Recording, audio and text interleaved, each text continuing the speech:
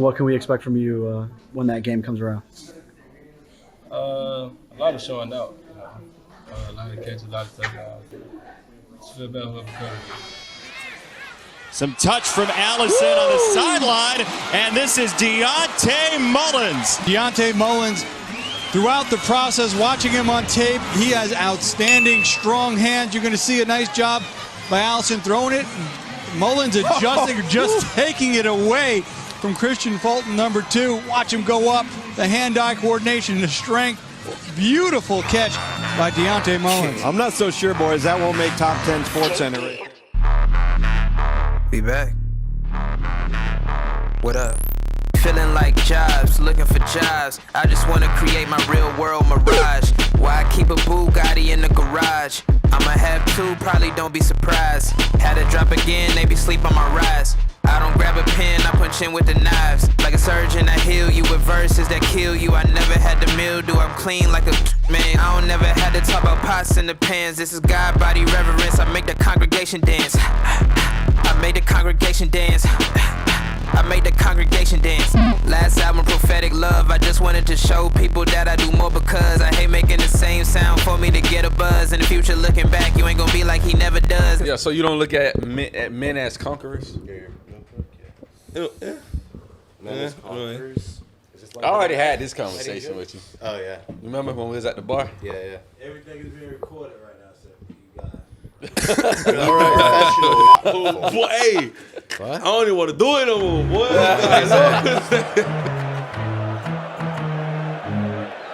Touchdown! Remarkable!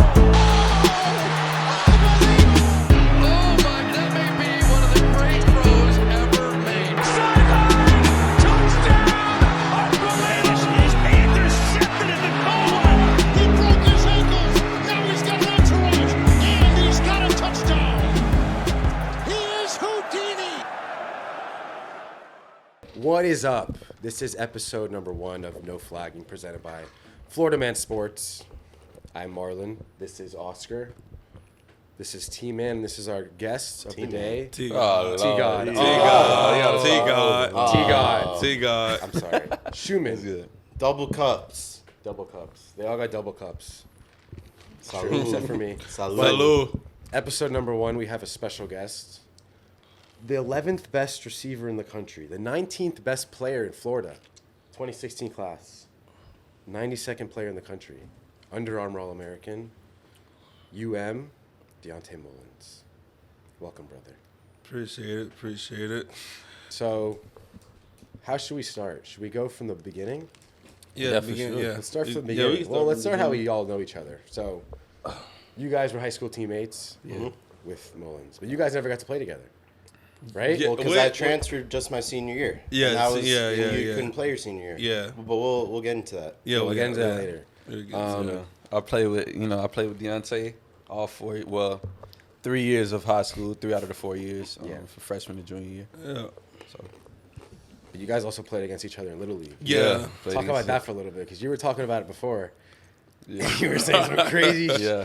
That I didn't know stuff. that was going on in Little Yeah. Leagues. I knew it was like competitive, but dude, I didn't know it was like that. Yeah, it was crazy. It get pretty deep. So what was going on? You said When it there was- get to there was that some level, gambling. like- Florida City Yeah, man. Razorbacks. The Florida City Razorbacks versus, Richmond Yeah, but you Giants. said Richmond the- Giants. The people in the stands, like the parents, right? Yeah, Parents used to bet on the games. Yeah. It was a real, That was it's a real probably thing. in your Like, park too. Probably, yeah, my park too. I didn't know though. You know, Yeah, we man, knew No, of it was. They're like, waiting on if you're making the weight. Yeah, like the bets would be on, Yeah. and then like I end up making weight, and then like they'll be Bets like, are nah, off. bets off. Like we're not betting. That's crazy He's to me, playing. bro. Do you think as a kid, like that young, because obviously, like when did you find out about that? Did you know like as you were a kid that was going Yeah, on? I know as a kid.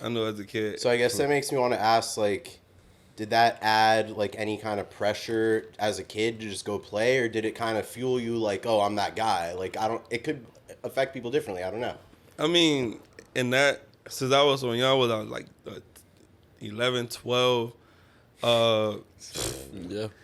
it did put a little pressure on me because it's like everybody watching me, so it's like even on the field, like once I make weight, I'm getting like triple team, double team. Coaches like really basing their game plan around me. We even had other studs on the team. Like, Maurice Alexander, he played for the Lions. Yeah. Antonio Callaway, he was on that team. Robert Cowboys, Burns, Cedric Wright, like Mayfield. We had some bunch studs of on that D1 team, guys, you know, yeah. but they was like basing their game plan around me.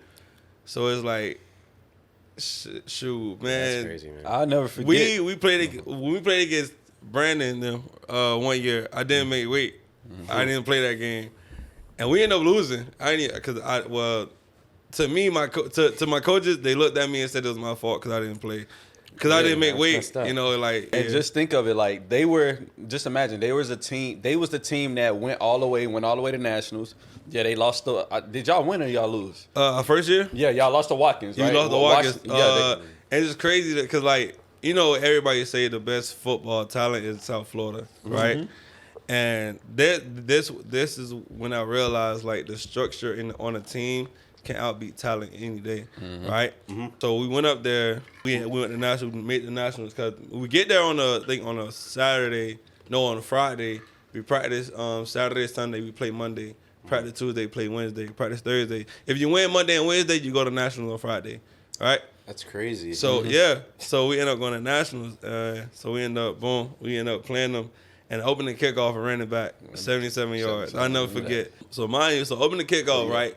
And like it was already known what to down south sports like Florida, like any Part 1 team knew don't kick Dionte Mullins the ball. Don't kick him the ball. Like so they don't really know. So they end up kicking me the ball.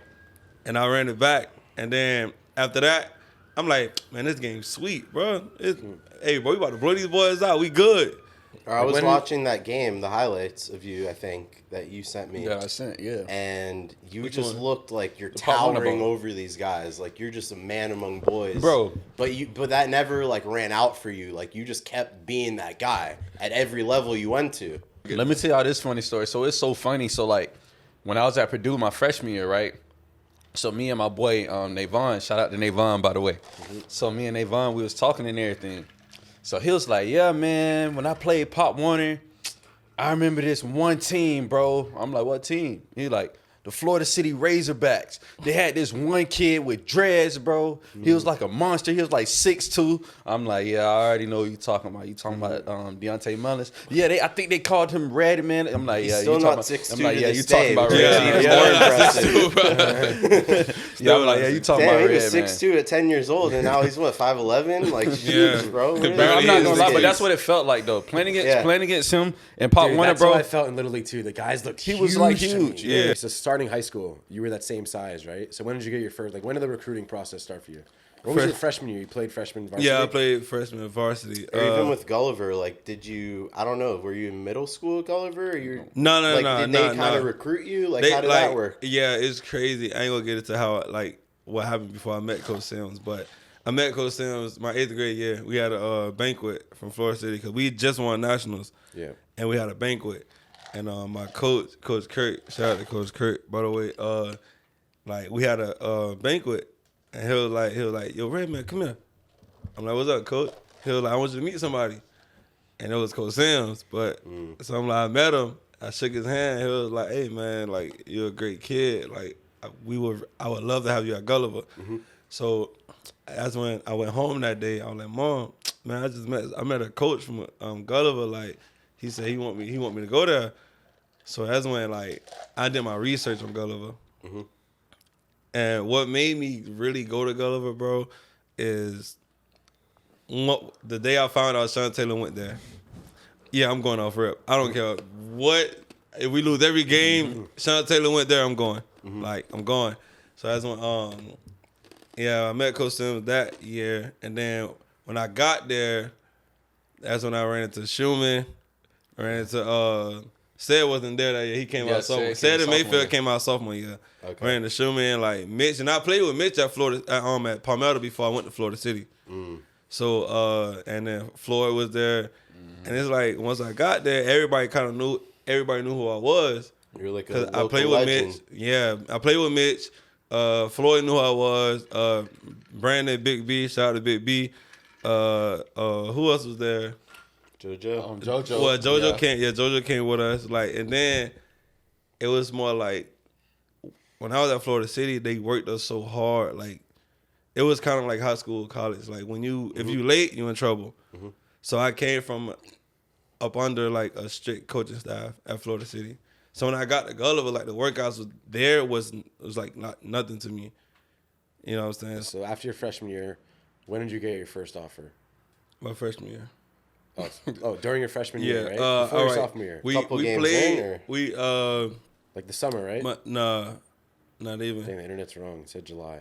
Yeah. Internet be lying, bro. Yeah, you Internet can't be believe it. lying. But all right. So freshman year, we had we all playing varsity. Me, Brandon, JoJo, and another freshman was with us. But yeah, we played first. Mind you, when I first got there, I a week into getting out like pads and stuff. Right, that's when Chris Guggenheim. Yeah. He was a start. He was a senior. No, he was a junior at the time, and he was a starting receiver. Okay. And I looked at Coach Gabe. Remember Coach Gabe? Yes. I looked at Coach Gabe. I'm like, Coach Gabe, listen. By the second or third game, I'll be the starting receiver. Yeah. In front of the whole receiver group, I told him straight up, I'll be the starting receiver. He's like, oh, yeah? I'm like, yeah, man, I got confidence. I'm going to be a starting receiver. He said, all right, show me what you can do. All right, cool. And when we had Cody, the other receiver, Cody was a senior, right? So it's like, I feel like I remember that name because I used to look up all the guys because I wanted to go to Gulliver, you know? Yeah, So I used to yeah. look up all your guys' highlights and stuff. So so mind you, we get our pads. I tell Coach that we working out, right? And by the third game, I was named the starter receiver, and then after that, I just took off from there. So it's like that's when we ended up playing Pace at Pace, and I scored, and I caught the game-winning pick that game. As a freshman, I'm doing a lot of stuff as a freshman, going crazy. I scooped the score, the fumble. I'm taking everybody deep. Yeah. And then, so at the end of the year, we had I think we ain't had a banquet then. We did. We had the banquet. We had the banquet, but then the spring workouts came. So that was the spring. I ended up getting my first offer in the spring. Coach Sims called me. He was like, Mullins, come here. He called me out of a workout, mid-workout, he called me. I'm like, what? I'm like, what's up, coach? He was like, I want you to meet somebody. I forgot the coach's name. He was like, oh, I'm coach such and such, from UCF. He was like, I like how you play. I was like, appreciate it, coach. He was like, you got any offers yet? I'm like, nah, I'm just grinding. I'm trying to get there. He was like, well, congratulations, you got your first offer. And I looked at him crazy, I looked at Coach Sims like, what? Wow. Freshman? So you're Yeah. how old were you then? Yeah, because I'm a little older. I would think I was 15. Oh, that's normal, yeah. Yeah, I was 15. So I got my first offer at my spring. You ain't even mention how you was a Max Prep All-American. Oh, the freshman At the All-American. banquet, Yeah, the banquet. Damn. It was crazy. That's when I first found out who Nick Bosa was. Shout out to him, bro. Because when it came out, it was in the newspaper and stuff. I'm looking like, man, Nick Bosa. Man, who the hell is him? I'm like, nah, boy, I can't let nobody be above me. So you know me, I always give credit when it's due. So I did my research on Nick, and I watched his highlight tape, and I was like, he got a reason to be number one. Back to UCF offer. So that was your first offer, and then, you got every offer. In the Yeah. you got every offer. After the UCF offer, that's when, once, other colleges, so you get an offer from a certain school, they that's when they start to look into you. You know what I'm saying? So I've been getting mail from a lot of schools like Auburn, Alabama, and stuff like that. And then sophomore year came. Sophomore year we did pretty decent. We did decent. We did decent. We went to the play. We went to the playoffs every year. But there's only one team we couldn't beat, and that's Booker T. Washington. Yeah, of course. Absolutely. I salute them boys for that. Every year. We could never beat them. But it was with Hard Time the whole time? Or No. Hard because time. he transferred after it from was home. with Yeah, Treon hard Harris. time. Treon I played Treon against. Harris, yeah. Yeah. Treon was there my freshman year. They tried to get me to go to Booker T, but I was like, nah, I can't leave Gulliver, brother. They treat me good out here. You know what I'm saying? Yeah, for sure. But That lunch, dude. Yeah, lunch, all you can eat. Oof. That food I court. missed that. Salad bar. We had Oh my everything, God. bro. Everything. So yeah, Dude, I got fat after football season ended. That senior year, Oh, I yeah. got Boy, fat. you I had eat to take that whole sweet, eat summer so to lose good. 10 pounds, dude. Every day I would go to the sub bar and just make me a fat sub. Oh, yeah. Be lovely, bro. But yeah, And I love sophomore a year, Jewish that's deli, when a nice sandwich. Like, yeah, sophomore year though, that's when everything like all the offers started like to reel in. That's when Florida State was raw. That's when they had James Winston, team. yeah. James, National championship team. Bobo Wilson. They had Ermin Lane on that team. Dalvin Cook was there. Dalvin, yeah. And like they was recruiting me. Kelvin Benjamin. Benjamin, Kelvin. yeah. They had that. It was that squad. I think that was the year they played Oregon in the Rose Bowl. Lost in the Rose Bowl, yeah, man. So yeah. Oh, the meme when he lost the ball. Yeah, yeah. lost the ball. Yeah. So was that the year after they won?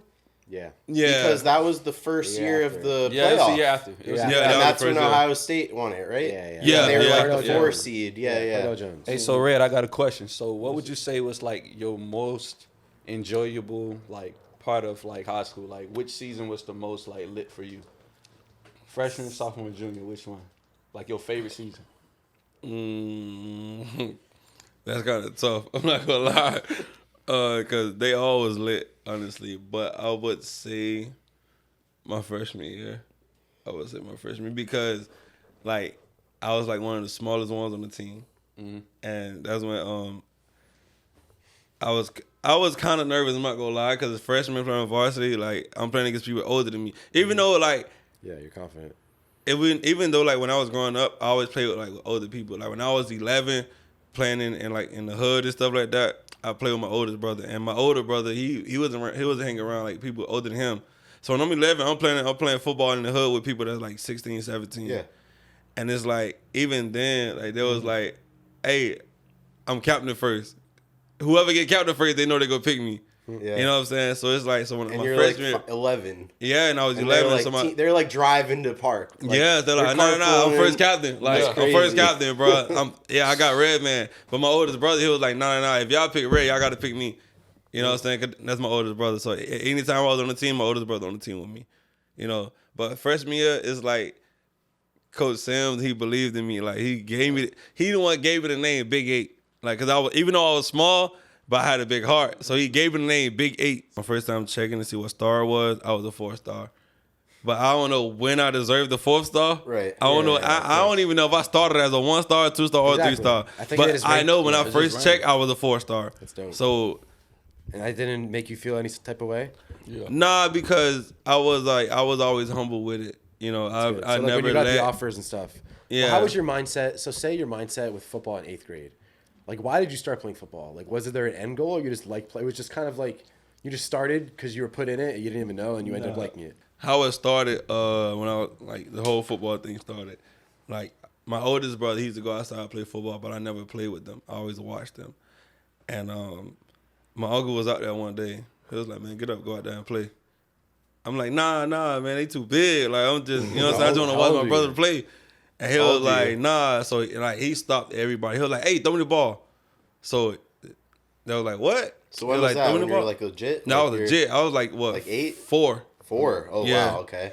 And like he was like, throw me the ball. So he stopped my brother and his friends were playing the whole football game. Like, throw me the ball.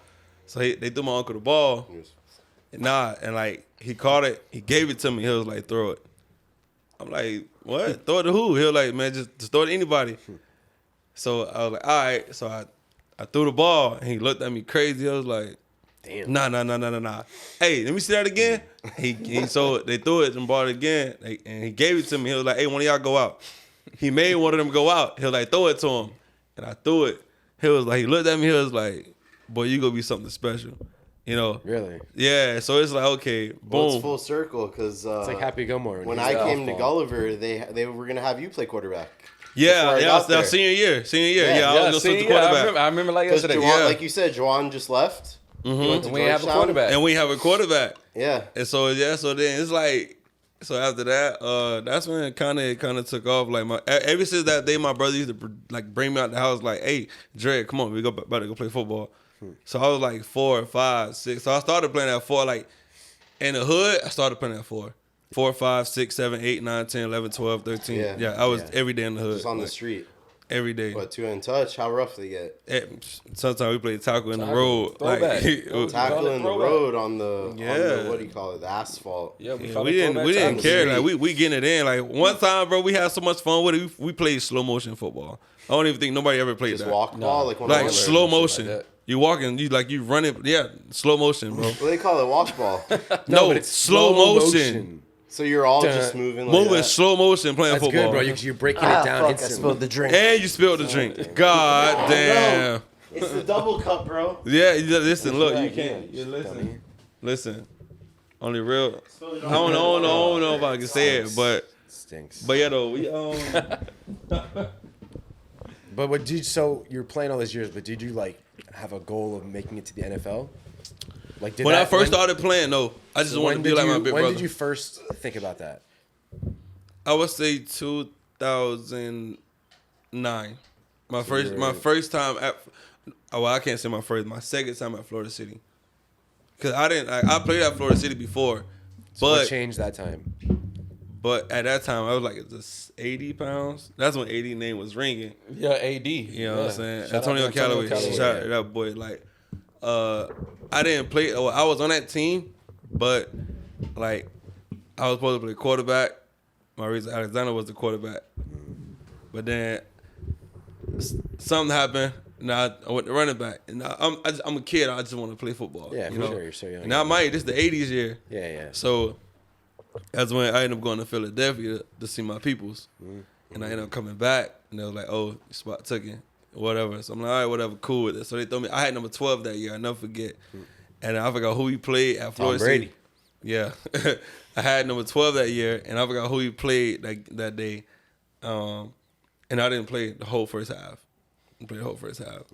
And my mom and my auntie Sweets, rest in peace her, like, they seen my face just like I'm pouting. Like, you know what I'm saying? They, like a kid, like he about to cry. They're like, what's wrong with you?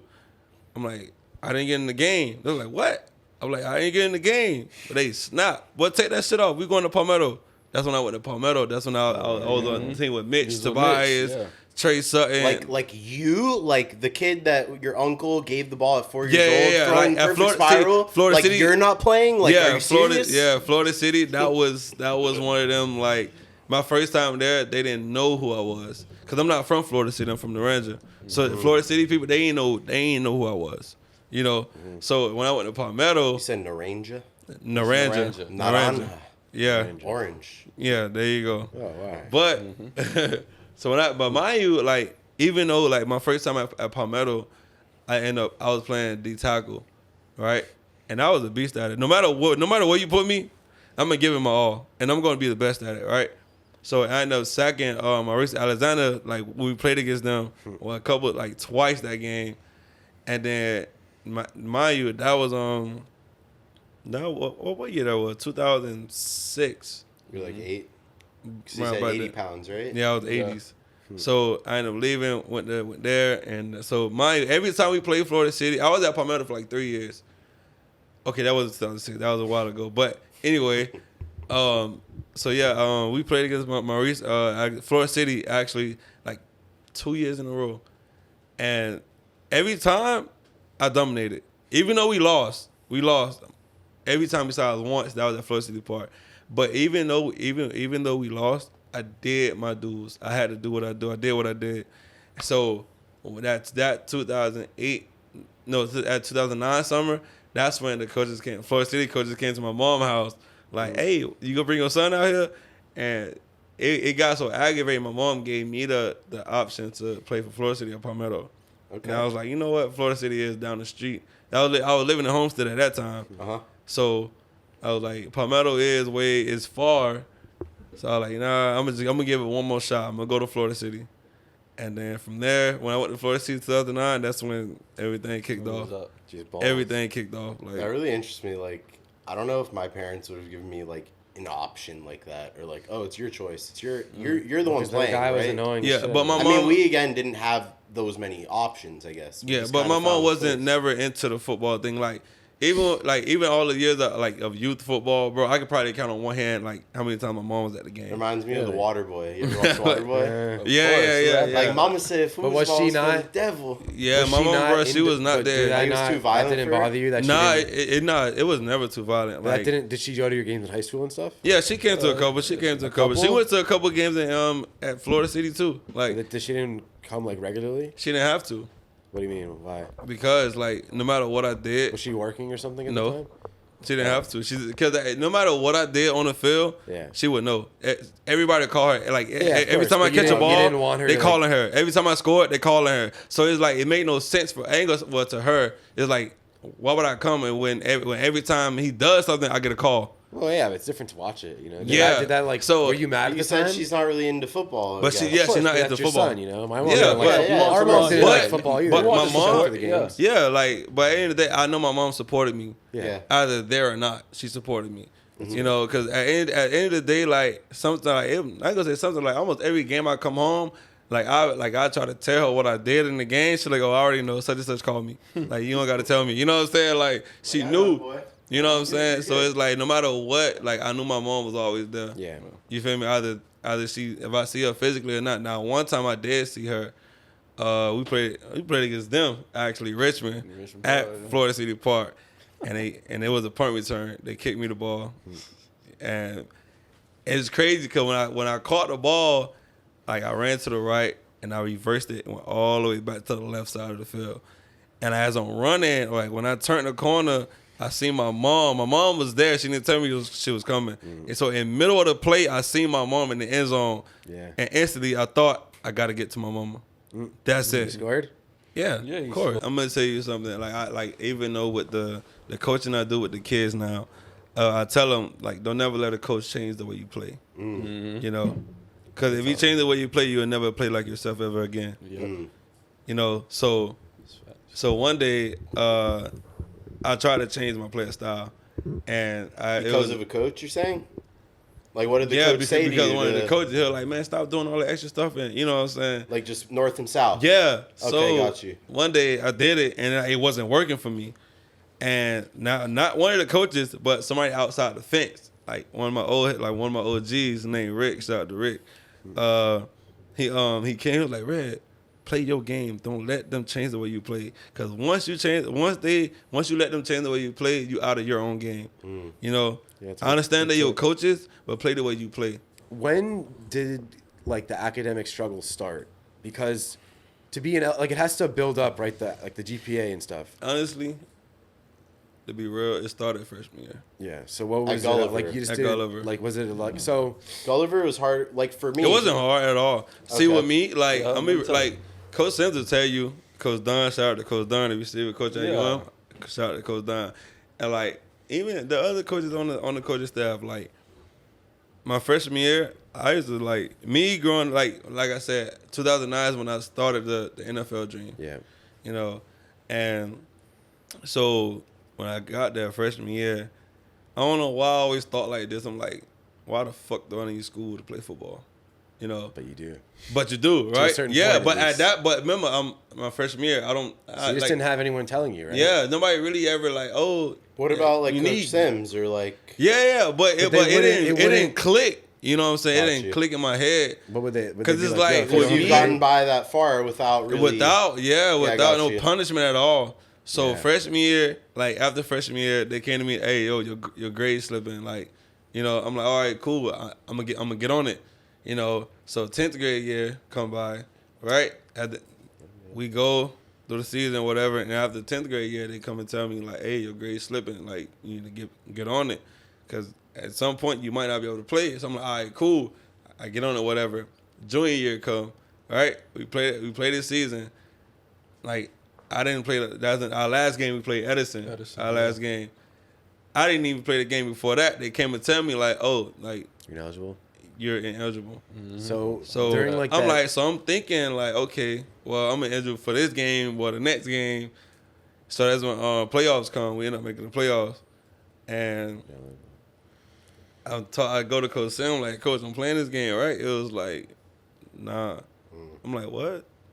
You know, he was like, I talked to Coach Miss Sullivan. Shout out to Miss Sullivan, like our principal of the school. Yeah, the principal of Gulliver. Like I talked to Miss Sullivan. I talked to John Curtulis. Like he the head of the school, Gulliver. Yeah. Like shout out to him. Like he was like he talking to them, and I'm like, he was like, man, we try to do everything we can, but we can't play. So I'm like, damn. I like, so can I at least go to the game so I can like support my brothers? Mm-hmm. Yeah. He was like, yeah, for sure. So I go to the game. Right, I never forget. I go to the game. The West Virginia coach was there. He walked straight up to me. He was like, why you bullshitting? I looked at him like, damn, how you know? You know what I'm saying? He was like, in school. he was like, I already know. He was like, man, we want you at Virginia. I promise you we do. We waiting on you. You just need to get your grades right.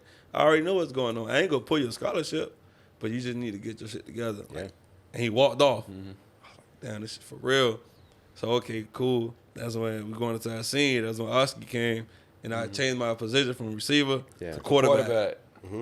And I was going crazy in the spring. Like, oh, quarterback? Oh, my God. I was going crazy. Joe Jack, shout out to Joe Jack. Joe Jack coming off the edge, he was not touching me.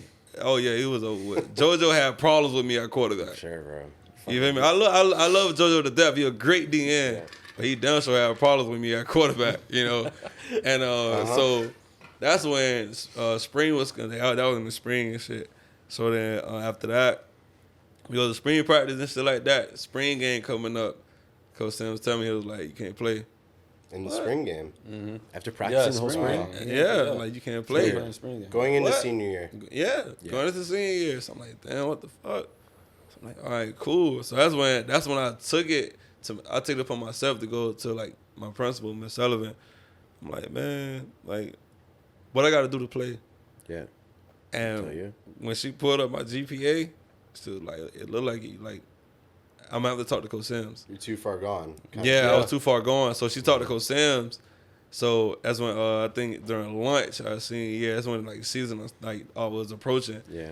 And Coach Sims, he called me in the office during lunch. And him, Coach Maddox, Coach Hall, like some other coaches and stuff. And it was just like that he was talking to me. That was like, hey, look, we try to do everything we can, but unfortunately, it didn't work out, so you got to miss your whole senior year. Wow. But were you doing extra like academic stuff? At the Yeah, time? like I was doing a lot of academic stuff, like man, Virtual school. Like summer school. Man, but the virtual school didn't start. So you until got it up a good amount. Huh? You got it up a good amount. To graduate. Yeah. I mean, I don't know how so honest you want to be or how comfortable you feel, but Yeah. like what was your GPA? Just for My just to GPA know.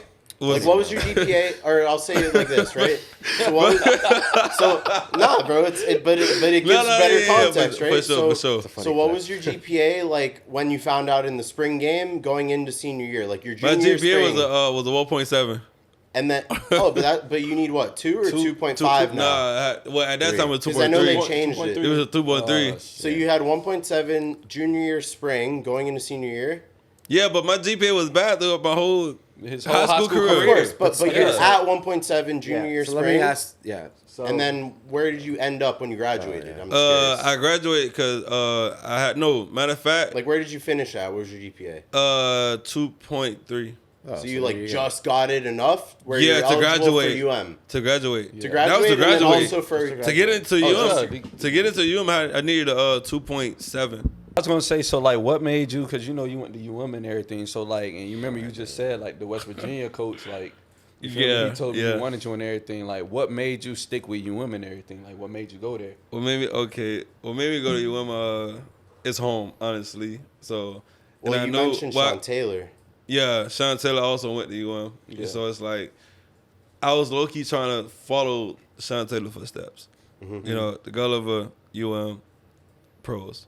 I know Shuman's like a big Commanders fan now. Commanders. Of course, I've been. But, Yeah. Would you say that like, it sounds like growing up like Sean Taylor to you was kind of like some guy that you could look up to and be like, I want to follow his path, like you just said. Well, Was it like I didn't necessarily want to follow Sean Taylor's path until I found out he went to Gulliver. That was my 8th grade year. Got you. Yeah. But Yeah, the person I always wanted to be like was Devin Hester. And it was crazy because it's like when I was in Little League, back to Little League, like people used to call me Little Devin Hester. Because number 4. I had number 4, and everybody was scared to kick it to me. And if you kick it to me, you know what's gonna happen. So I used to stay up to like 3, 4 in the morning just studying Devin Hester highlights, so part 1 of the games was Friday. It was Saturdays. So Friday night, I'm getting in trouble, staying up late night. My mom like, take your ass to sleep. You got like, a game in man, the morning. you You got to be at sleep. I don't give a damn. I'm studying Devin Hester because I know for a fact they got to kick it to me. So I'm curious, when you're studying Devin Hester, like what exactly are you like looking for, and then what did you like learn from that? I guess.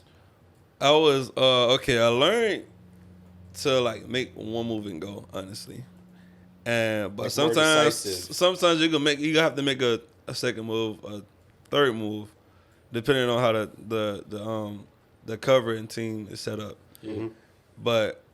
But staying up late night watching him, I learned to really make one move and go, and like to not waste time on the return. Mm. You know, because you know how you catch the returners catch the ball, they'll wait for like a quick 4 seconds and try to find a hole. Like, nah, you gotta run and create the hole. See what Hester, he'll catch it, run, hit. Like when he run, Makes a lot of sense. The hole would create itself. Yeah, because everyone flows, you know? and then you because he's making a guy commit to, I'm moving this way, right? Like, and now, mind you, I got 10 other players blocking for me. Right. So they're gonna create the hole for me. Like as I'm running, it just seems like you're consciously like I keep mentioning like you saw your mom in the end zone that time. Yeah. Like you're always like super aware of where each guy is in I'm like slow motion. That's like always. That's like a level of intelligence because people say like bodybuilders are dumb, but to be able to like contract a muscle is a skill. Exactly. That's what so like what you're saying is a very high level intelligence thing, which I don't think people give athletes enough credit for. So then going back to like the academics, you clearly had like the ability to do like, so when you were struggling early on, was it like, were you scared to ask for help? Like maybe you were ashamed of it, or you just didn't like think it would matter at all? Well, especially out of school. Or would like it be like this? Gulliver. Like I've been there where I've seen a test and I knew my parents would ask about it, so I would throw it away. You know, I've been there. So like, was it that case? Yeah. Like, See, at one point I was like, I never really wanted nobody help because I always wanted to do it for myself. So when I do overcome whatever it is in front of me, can't nobody say they helped me or I did this for you or anything. Yeah. You know, so I always wanted to do it for myself. But good thing Gulliver is a great program. They like private school. See, it was a private school, and plus, like I said, great program. Like sophomore year, I had 2 study hall classes. Yeah. So I can have the extra time to do my homework or do whatever I needed to do. Sophomore year, and then junior year, same thing. Oh, you did? Okay. You know what I'm saying? So it's like they was helping me. So when you're in study hall, was there like a tutor assigned to you, or was it just kind of like you had to go? Because I'm saying, because I had the same study hall class when I was a Gulliver. Man, the study hall teacher, man. Oh my God, what's her name, bro? So they were just like letting you do whatever you want, right? No. Like I forgot her name, but she she made sure I was doing my work. Yeah, they're on your ass. Yeah, she was on me. We need you to play. Yeah, I'm saying because for you, it sounds more like it's not an issue of if you could do the work, but it's getting yourself to do the work because you have the discipline. Yeah. To sit there and watch a Devin Hester highlight and like dissect little things, so you have to have an extreme level of concentration. My mind was strictly football to be able to do, that's what I'm saying. But strictly had football. you have known how your mind works, you could have like that's what I've learned after football is I learned how to like take bodybuilding and the discipline into other stuff in my life, into like work now, you know. But I didn't have that with football before, so that's why this could help a lot of people. You know what I mean? Yeah. Younger kids, they have that drive for football, but they might not want to have it for school. But dude, just dedicate a couple hours a day to doing. But the that's school what I and just preach get it to over the with. kids though. Like now, like since I coach now, I preach to them kids every day. Like every day, like before they come to practice, like before they even after practice, like y'all did your homework. You know, like. I got a little cousin Harlem. Like he a good ball player. Yeah. But I take him everywhere I go. But before I take him, I ask him, "Yo, you did your homework?" Yep. They're like, "Yeah, I did it." I gotta go ask my grandma. Grandma, he did his homework. Yeah, he did it. All right, come on, he can call me then. Yeah. So you know, I guess like, did you have someone when you were in that position, like when you were younger, that was kind of checking in on you like that, or no? It didn't get to the point. It got to that point when I was failing. Like, not saying I'm dumb because I'm not. I just didn't like the schoolwork. It was just too much. To me, it was just like, bro, I'm here 8 hours, bro, and then from 4 o'clock to 6 o'clock I practice. Man, listen, I ain't trying to do no homework, bro. Don't give me that, you know. But now that I'm older and I see now school is very much more important, you know. And I teach that to the kids, like, man, bro, and like I do that now. Like, if you failing in class, you failing in school, don't come to practice. If you come, you sitting out. You know, you bring your homework here. Or if you go do it, like you said, bring it here. Do your homework on the sideline. You know, once you finish, you jump into practice now. You know, like I'm teaching that at an early age, so by the time they get to high school and college, like they're already been in that mindset. Like I got to do my work first before I touch the football. So for you, it's interesting too. So you had to get your GPA up, and you did that. So senior year, I was thinking it was more like, how was senior year than your experience not playing? Like, were you just grinding with school, and how were you mentally? Honestly, that's what I'm. It was, and you're already committed at that point to you. Oh yeah, I was already committed. So how did they handle that? Like, how was that whole situation? Yeah. But more so, like, how did you just feel about it? Like, what were your emotions during that time? All right, when I first got the news that I wasn't playing my senior year, I went home and cried. Yeah. I cried like a baby, bro. I think I saw you when you got that news. Yeah, I was walking out the locker room. And I was there like new, and I was the only one outside. Mm-hmm. And I saw you, I think, carrying some books. And, you were crying and whatever. Yeah, like, see, I cried a little bit at the school, like, when I was walking out. But when I got home, I boohoo cried. Yeah, for sure. And I closed the door, like, I went in my room, closed the door, and I slammed it. Yeah. And my mom, like, I was crying. Like, it was a chair behind my door, and I sat in the chair and started crying. And mom was like, she walked in, she was like, oh, it's not nobody's fault but yours. And, like, at that time, like... That's not what you want to hear. That's not what I want to hear. Of course. I damn near cussed her out. Like, I was about to say, get the fuck out. It's but emotion. Yeah. I couldn't even look at her wrong. Bitch, I probably won't be here today if I looked at her wrong. My mama, damn, she'd kill me. You know what I'm saying? But I was like... But one thing I can say that's amazing, bro, with you is, like, you missed your whole senior year, bro. And you still went to the Under Armour game and still made that incredible play. I got the Under Armour game invite. Going into junior year. Yeah. Going into junior. So what was that moment like? I got both invites. The Under Armour All-American. Let's go back to like how. So right after that, so that's initial reaction, right? Yeah, I started crying. After a couple of days pass. Yeah, after a couple of days passed, like, I knew it was for real. Like, yeah, so then what were your emotions then? So like, after that, I was like, you know what? At that point, you still had 1.7, or you worked a little bit? Yeah, I was still at 1.7. Still at 1.7. Still at 1.7. Yeah. So then, so like you said, after that day, after a couple of days, man, I was still like depressed, and that's when my depression started. I was depressed, and my mom told me she gave me the schedule. She made my schedule like after school, go to tutorial, from tutorial in at 4:00. Yeah. She told me, I don't even want you watching them practice. Come straight home. You know, like, and whatever work that your teachers gave you, you're gonna do that when you get home. Yeah. So she was on you about it. That was my life senior year. And what about like working out and staying in shape? And all that? I worked out every day. On top like, of that too. Every day. Like mind you, tutorial in at 4, right? And they in practice sometimes. And mind you, I gotta catch the bus home to Dayland from Dayland, right? So by the time I get home, it's about 8:30, 9 o'clock, sometimes 10 o'clock at night by the time I get home. Finally you're done with your work, you're doing the studying. Yeah. Like for hours. And I'm on a bus ride home on a 38. Yeah, like 38. I'm on a bus doing my work. That's good. And people looking at me, they're like, man, you gonna make it somewhere. You know, like they looking at me like, bro, you doing your work on the school bus? And I'm looking at them like, bro, y'all don't understand what I'm going through right now, bro. This is the bottom, bro. Like I'm at the bottom right now, bro. But that should have been really motivating though, you know? Yeah. But because they don't know. But they see you grind. You're still grinding in that spot no matter what the circumstances are. So you got to give yourself credit for it. Yeah, for sure. You know, you're still grinding that spot. If anything, that's a bigger accomplishment because other people could give up and not do shit. Yeah. But you're fucking doing it, you know? Yeah. So you got to give yourself credit by for that time, man, like I was doing work on the school bus. So by the time I got home, I'd be done with everything. I showed my mom like, man, look, I'm done. Like I ain't got no more work to do. Yeah. She's like, okay, cool. And man, as soon as I get home, like I'll have my mom like have my cleats, the cones, and the football in a car. Wow, that's awesome. So by the time I get home, I done changed in the back seat. I'm ready to go work out. Perfect. So I don't even go home. Like drop me off to the track, and I stayed literally like my neighborhood across the grass was the track.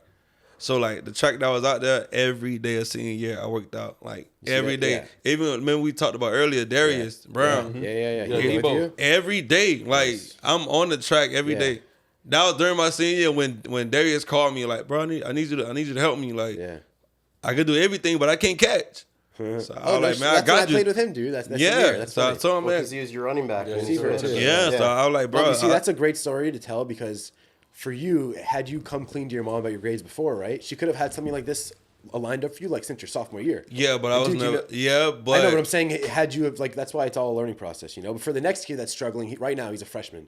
And he doesn't think school is shit. He's like, oh, I'm gonna play football. I don't need school. Yeah, I'm gonna get an NIL deal. I'm gonna make $1 million, especially now, right? Yeah, Can you imagine now- being in this day and age with that? I don't know. It'd be tough. Especially with like the viral, like your one hand over red wine and the 7-on-7.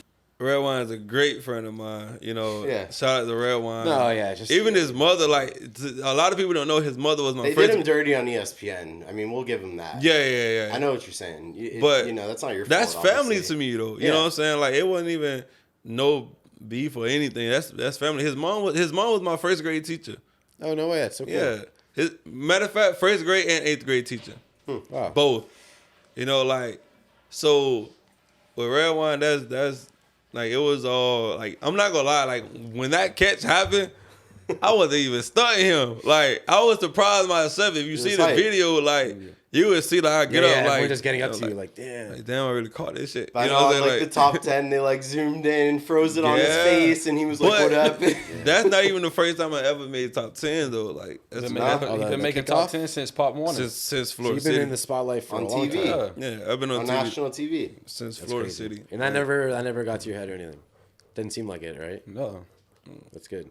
Just think about it. Like, it's so cool. Like, he was the #1 player in Pop Warner. Like, our last year playing Pop Warner 8th grade, he was the #1 overall, like, in the U.S. Yeah. Yeah, and it's crazy because one of them years, I think it was 2010. We had it was like a little Generation Next banquet. Like they invited teams from everywhere, and it was in Miramar. And I'm real with you, I miss him to this day. But that was my first time ever knowing who Sam Bruce was. Right. Sam Bruce. And rest in peace, Sam Bruce, man. Like, so they had a little, like I said, a little banquet thing going on, and it was like, oh, the best player in the age group in that pound, and so they were showing the highlights, and they showed Alex Anderson. Shout out to Alex, he from Miramar too. Then they showed Sam Bruce, and they showed my plays, and I'm looking like, man, who is this number 4 for Fort Lauderdale? And then that's when I'm looking, I'm like, that's when they said his name, Sam Bruce. And I'm like, damn, I want to be like Sam Bruce. I'm not gonna lie. He was your age, right? At a young age, I'm Yeah. like, bro, I want to be like him, bro. That boy, like, he raw. Yeah, bro, he's iconic, man. But it's crazy that I end up winning the award though. But in my mind, I'm like, man, Sam Dude, Bruce supposed to win that. That Like, says he's no. That supposed to says a win this lot. shit, That bro. that you kind of did. You ever feel like you didn't belong, kind of thing? Nah, So but when I always gave credit when it was due. That's what I'm saying, Always. because you like idolize someone that you won an award over. Yeah, You realize like, that's crazy to. yeah. For some people, that's crazy to Like, but don't nobody That know shows that a- though. That shows a level of humility. That's, Yeah, that's for especially at sure. a young age, man. That's very rare. That's why I even tell like the youngest I coach now, bro, always give credit when it's due. Yeah, you out there to play ball and to compete, but man, listen, it's always you gotta give the credit. Yeah. You know, you So have let's- to. So let's go. So you're that senior year, you have that whole schedule, right? Yeah, So that sets you up. senior- You were in a good mindset during That was I wasn't in a good so mindset. you were just like I was just like mentally like depressed. He That couldn't play. 2016 was the year like my depression started. Yeah. Like, and I was depressed for years. So it's like 2016 when I got the news, like I was like, damn, I can't play. I couldn't even practice with my brothers on the Yeah, field. yeah. Like, you feel me? So that's when my depression started. So it's like a lot of people don't know. Like with me working out at like 12 in the morning, 1 in the morning, like I'm outside. The lights are cut off on the track. I'm still out there, like, cause I know for a fact I gotta play in this Under Armour All-American game. I have to, cause I committed to it. Yeah. You know, so it's like I have So no you were kinda choice but to training be for there. that. You were training for that. Yeah, and I That's had good. no trainer. I was my trainer. I was Yeah, my own for sure. trainer. Like I used to have like all my homeboys in the hood. Like my brothers would come out there sometimes. I have like, yo, you go throw me the ball. He'd be like, nah, man, I'm kind of tired. So I'm like, don't worry about that. So I asked my cousin Pooh, rest in peace, Pooh. You feel me? Like, bro, Pooh, you gonna throw me the ball? You're like, bro, I got you, bro. You feel me? So like, but that was before I even knew he was my cousin. Yeah. So we out there every day, like we throwing the ball. You feel me? That's I my run cousin, routes. too. I run like I set up the corner. Like I'm my own trainer. Yeah, for like sure. nobody out there with me but my homeboys yeah. in the hood. Yeah. You know, so I was training myself. So and then after that, like that was my routine, my senior every day, even weekends, like every day. I never took a day off. Never. That's how I was So- in my depression too. So like Never. so with you being at practice, like your first day of practice, for example, like at the Under At Armour the game, Under what like did that help your depression a little bit? Like Yeah, it took a little bit off my shoulders. So how did it feel to put pads on for the first time in like almost like, you know what I'm saying, since the Like 2 years, I guess. Yeah, 2 years you can say for real. Man, it felt so lovely, bro. Like it's like when I scrapped up, I started crying instantly. Cause like, damn, I missed this feeling. Yeah. Like, even though it's been almost 2 years, bro, it's like, damn, I missed this feeling, bro. Like, and then it's like I had like a bigger chip on my shoulder. Cause like I didn't play my senior year. And people, it was a video on YouTube. After the whole Under Armour game, it was a video. I found it on YouTube. People, like, even they was hoping that I was like, English said, hoping they was expecting me to like be trash. Oh, really? Because I didn't play it like in a year and a half. So they was expecting me to drop everything, routes look shitty and everything. Before the like, game. Yeah, when I first got up there. At the practices. When I first got up there. Like when I flew up there, when I landed, they took us to the van. Like, they didn't tell me that, obviously, but Right. you know what I'm saying? Just see it from body language. That was the perception. They didn't expect anything of you. like, they didn't respect you. They didn't. But then, like, when we first put on the pads, bro, and like I started crying, and like people was like, some of the players looking at me, Rashawn Gary, Bruce, Jedrick Snelson, like Dwayne Haskins, like rest in peace, Dwayne. Like everybody looking at me like, bro, why you crying? I'm like, bro, y'all boys don't know how this shit feel, bro. Like, you're thinking about all those nights you were all the out, nights I done Maybe put in. for those guys, it's like, oh wow, I made it to the Under Armour game. But for you, it's like, I get to fucking wear pads. Yeah, like it's like, bro, I get to play Difference. ball again. Like it was so, it didn't feel different. It was like, bro, it's like, damn, I'm back in this. You know what I'm saying? I'm back in my home. Like For sure. my mama tell you, bro, like, I love football more than her. Like, I told her that in her face. Like, she was like, you for real? I said, Mom, I swear to God, I love football more than you, bro. Because that's the only way I can take out my emotions and shit. You know what I'm saying? Like, feel good after the game. Like, so, like, when I first put on pads, it was, like, heaven to me, bro. Mm-hmm. And even, like, during the practices in the week and stuff like that, like, it was amazing. It was amazing. It was, like, it was a great experience. You know, like, playing like with and against people across the world, like from Texas, Cali, Baltimore, like and you like, I made some connection with some of them. You feel me? Yeah, for sure. And it's crazy. One of the tight ends that was up there. What was his name? I forgot his name, but he played last year at Florida City. We went to national. We played that team for Philadelphia. For Philadelphia, not Watkins. Last year we played a team for Philly. Yeah, and he was on that team. He that was y'all up beat. there. Yeah, he was on the team that we beat in Philly from Philly, and he was up there, bro. And he remember who I was. And I was like, wait a minute, ain't you? I think his name Upshaw or something like that. No, they call him Pop.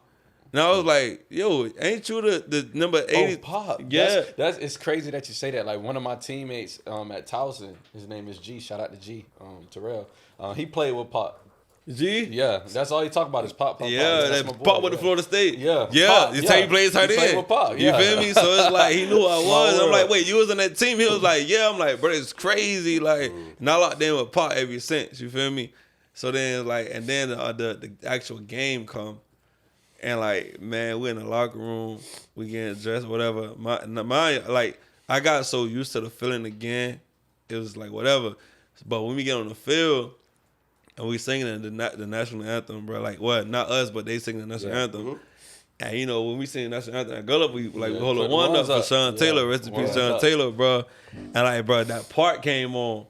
And, like, bro, like, and the Rockets, bro, I put my hand up, bro. I just dropped my hand and started crying. Yeah. And, like, you took it in. Like I wow, took it in. Like, I'm balling, bro.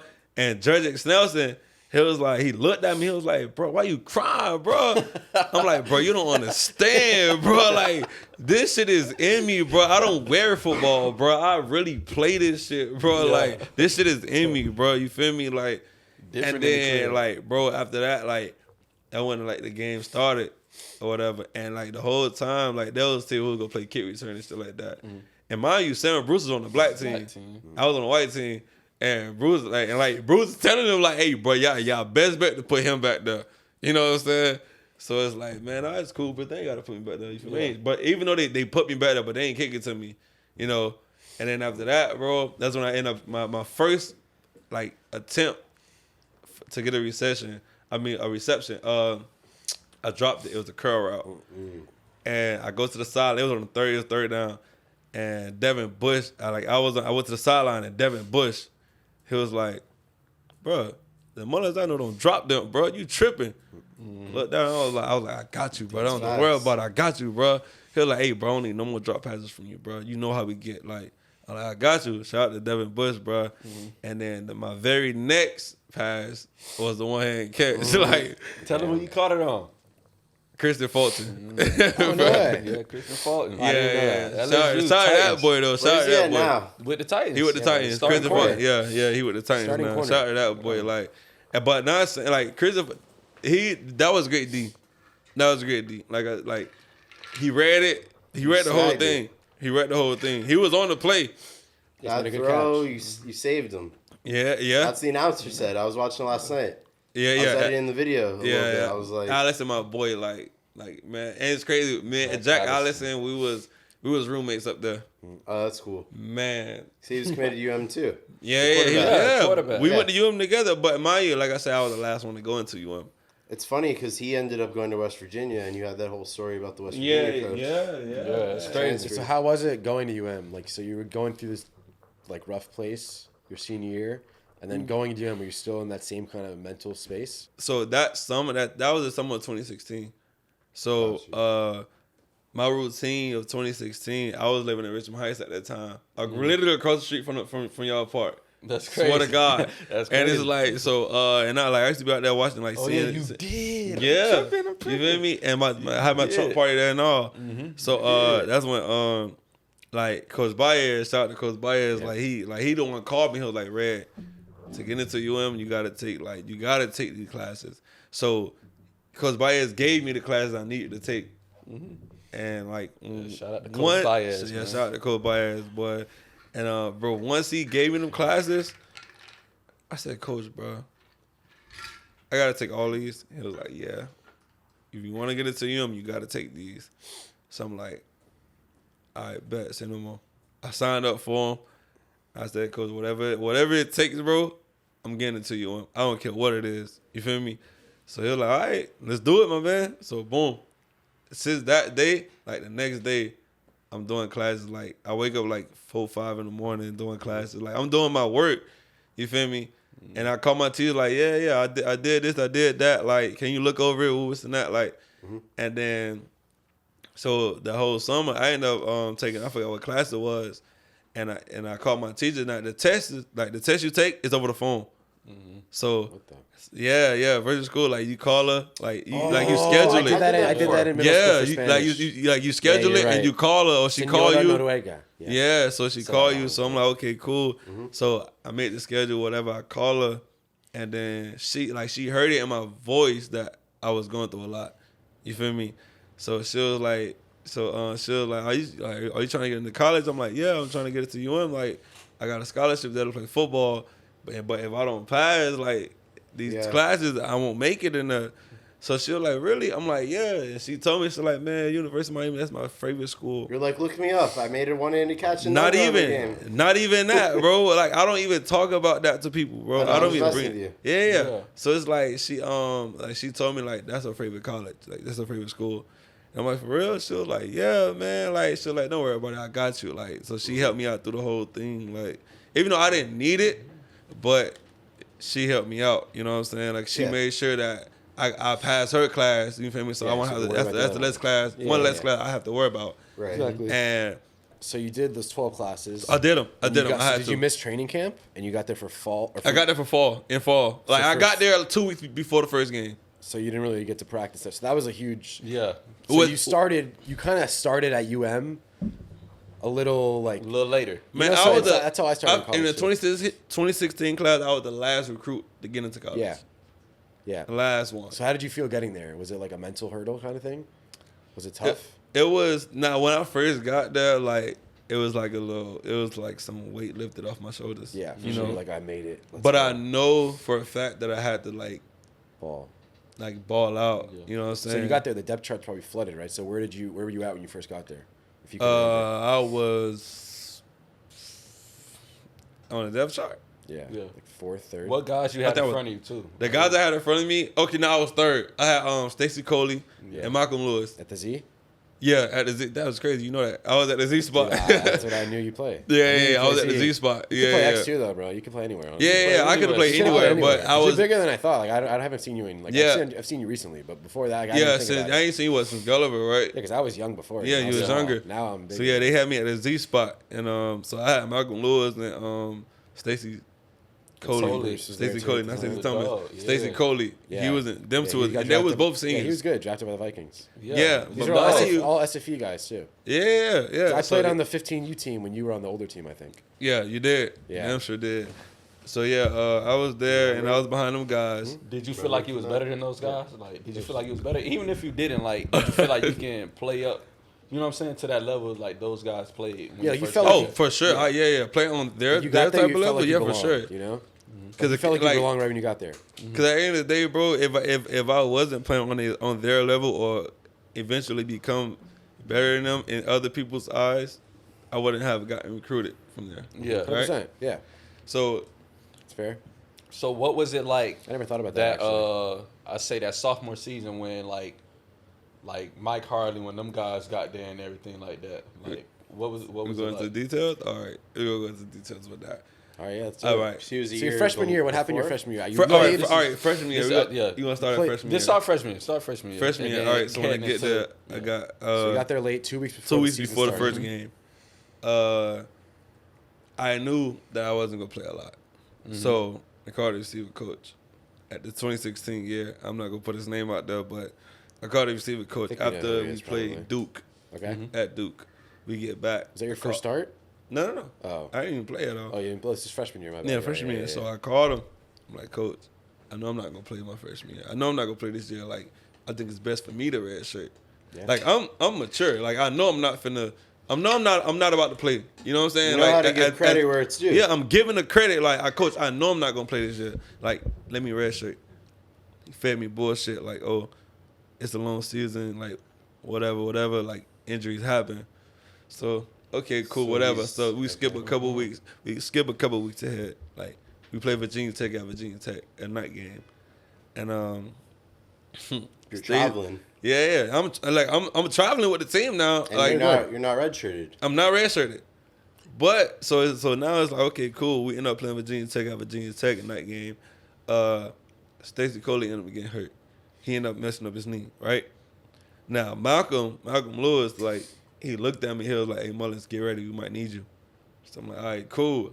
At least somebody got some faith in me." Was that before the 4-game rule with the red shirt? Yeah, I think so. So if you played, you just automatically burned. I think it was right? only if you were first 4 games of the season. Oh, you're right. Yeah. So this is after the first 4 games of the season. Yeah, right? yeah, after the first. Okay, 4. got you. Keep going. I wanted the red shirt before the first game, before the first 4. Yeah, right.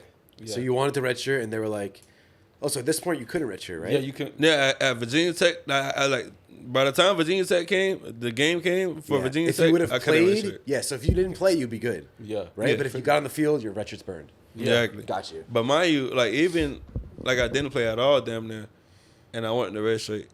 He didn't red shirt. They didn't red shirt me. How could they do that? I don't know. So you're at Virginia Tech. So what happens? Virginia Tech. Stacey Coley gets hurt. Stacey Coley get hurt. They tell you be ready. Malcolm Lewis. He turned to me. He was like, "Hey, Mullins, be ready, bro." I'm like, "All right, cool." So I put my helmet on. You know what I'm saying? Scrap up, whatever. And so we get back on offense. Malcolm get in. Stacey is still getting treatment or whatever, right? So then Malcolm got that drive. We get on defense, right? So we end up stopping him. Then we get on offense. Stacey Coley go back in there. And I'm like, damn, this man just hurt his knee 2 drives ago. You know, so it's like, all right, cool, whatever, bro. And then after that, like, that's when I kind of like, I called my mom. I'm like, man, Mom, like, I'm not gonna lie, like, it's not for me, bro. But after the game, like after the game, yeah, like it's not for me, bro, because I feel like they tried me at one point. They was trying me. You feel me? Not saying like Stacey not good or Malcolm not good, but I'm just as good as them. Like, can't nobody tell me I'm not. You know, can't nobody tell me. Like, I give credit to they raw, but I'm just as good as them. Because When you have players in the locker room coming into you and telling you, like, bro, why they not playing you? They asking me why the coach is not playing you. Do you think there was like a divide in the locker room based on that in some way? Or? No. Because in the day locker room, bro, because I never let that get to me. You know, so I was like, nah, it's cool. Like, you feel me? Like, let them boys, they seniors, this they last year, let them boys get their reps in. I ain't tripping. Got you. Because I was thinking, like, okay, next year, 2017, that's my year. I'm going to be starting at Z. Yeah. Okay, so let's go. Yeah, so that's a good way to jump into the next year. So the next year, they have some good recruiting, a good recruiting class. Your expectations are to start right away. They have who came in? Harley came in. Jeff Thomas. So like Evidence Njoku. But Evidence was at the X position. Yeah. You know. Okay, so how was that? So you did. So these guys. So how did the spring go? Actually, the spring went well, and I told Coach they was putting too much weight on me. What do you mean by that? Like I went into UM at 179. Oh, too much weight on you like that. Well, I actually saw an interview of you last night with the Miami Herald that it only had a couple hundred views on YouTube, to my surprise. Yeah. But it was going into your sophomore year, and one of the questions, your answer was like, well, I got to lose some weight. So, I get into that a little bit. So they would like set your meal plan up exactly and you would follow it? Yeah. Really? Yeah. But I was just like going by the code, basically. I was just like doing whatever the coaches told me to do. So they would tell you what to eat specifically? No. Like we have like snack and lunch and breakfast. You know what I'm saying? Breakfast, lunch, and then snack. Yeah. So and whatever we got, I'm gonna eat it. You know, like we gonna eat. You know what I'm saying? Yeah. Sometimes I throw it away, but majority of the time I'm gonna eat it. Yeah. You know what I'm saying? So just so they know that Mullins ate it, we ain't gotta worry about him. You know what I'm saying? Because if you don't get your snack, if you don't get your breakfast, you don't get your lunch, like. You're getting in trouble. So they just fed you too much for you. Yeah, and I was like, I was 200 pounds, like solid. Yeah. And after 3 plays, I'm tired, and I don't get tired. And what'd you say? Like finishing high school, you're 179. I was 179. Yeah, so you gained 20 pounds. Like I was, and then I was solid too. So it's like I was after like 2-3 plays, bro. I'm tired. I'm tired. Like I'm breathing heavy. And you know what I'm saying? So. The receiver coach getting well, I get into that. So we like the spring, that's when I'm tired. Then spring break come, right? Spring break come. And I told coach, I said, Coach, when I get back, I'm gonna be like 180 again. He was like, why would you do that? I said, bro, I'm too big. I'm too big, bro. For you at least. You know, everyone's body's different. So spring break come. You know, spring break, how that get, we come back we report back to campus. I weigh in on 178. Jesus. And I'm flying. I catch this then after workouts and stuff, like, you know, some of the players we do like 707 on practice field. Yeah. Like coaches gone. Like some of the coaches gone. Some coaches stay just to watch a little bit. And then like I catch a slant and I strike 60 quick. And we had a cornerback named Henley. He was one of the fastest cornerbacks out there. And I catch the slant, and I beat him by 10. And they looking like, what the fuck? Like, damn, like, his boy flying. And I looked at coach, I'm like, bro, I told you, bro, I'm too heavy. I was too heavy at one point. For sure. And I think it goes back to what you were saying about you got to play like yourself. Yeah. And that's what it was. Like, I let them change the way I play, you know. And they're like, you're a big guy. You need to be a big receiver. Yeah, body guys up. Yeah, they both me the hell up. And just for context, like for whatever viewers are here, like saying you were about 180 in high school, I remember being in the weight room with you one time, and you just showed up for fun, and he just grabs 2 plates on the bench, and he puts up like 12 reps. Yeah. Nothing. Senior year. Like senior year. Just in shorts, like chilling with slides on or whatever. Yeah. You're just like, oh, what y'all about? And I was in like weight training class or maybe I was that day. That was the weight training. I was like, man, what's up for spot? He just pulled up like casually, like, oh, you got 2 plates on there? Bet. Like knocked out like 10 to 12. And you're like 179 at that point. Yeah. So it's not that you were like too small or. Another thing with the coaching staff that I was playing up under at UM, like, fuck it. Coach Rick, he was at Georgia, right? That's when they offered me at Georgia. Yeah. Georgia offered you with Rick? When Coach Rick was there. He was there when Al Golden was at Miami. I committed up on the Golden now. Right. Okay. Right? So when Georgia offered me, right, and I knew for a fact, like, Georgia, at that time, Georgia was a running team. Now they pass the ball a lot more. But at that time, that's when they had Nick Chubb in them, bro. I'm like, bro, y'all running back room is stacked, bro. Yeah. Like I know y'all run the ball. Yeah. You know what I'm saying? Like, don't get me wrong. Like, I'm a physical receiver. Like, I was one of the most physical receivers at the time at UM. I was one of the most physical receivers, even as a freshman. But Rick, I told him, like, y'all run the ball. Like, I'm a receiver. I want to catch the ball. I don't mind blocking, because if you look at my high school film, like, I'm blocking too. Right. Like, I love the physical physical contact. I'm a football player. It's in me. Like, I'm gonna bring the contact no matter what. You know what I'm saying? Like, so when he got there, like, when Gordon got fired, I was okay, cool, like, whatever. I like the orange tie though, just to say. Yeah.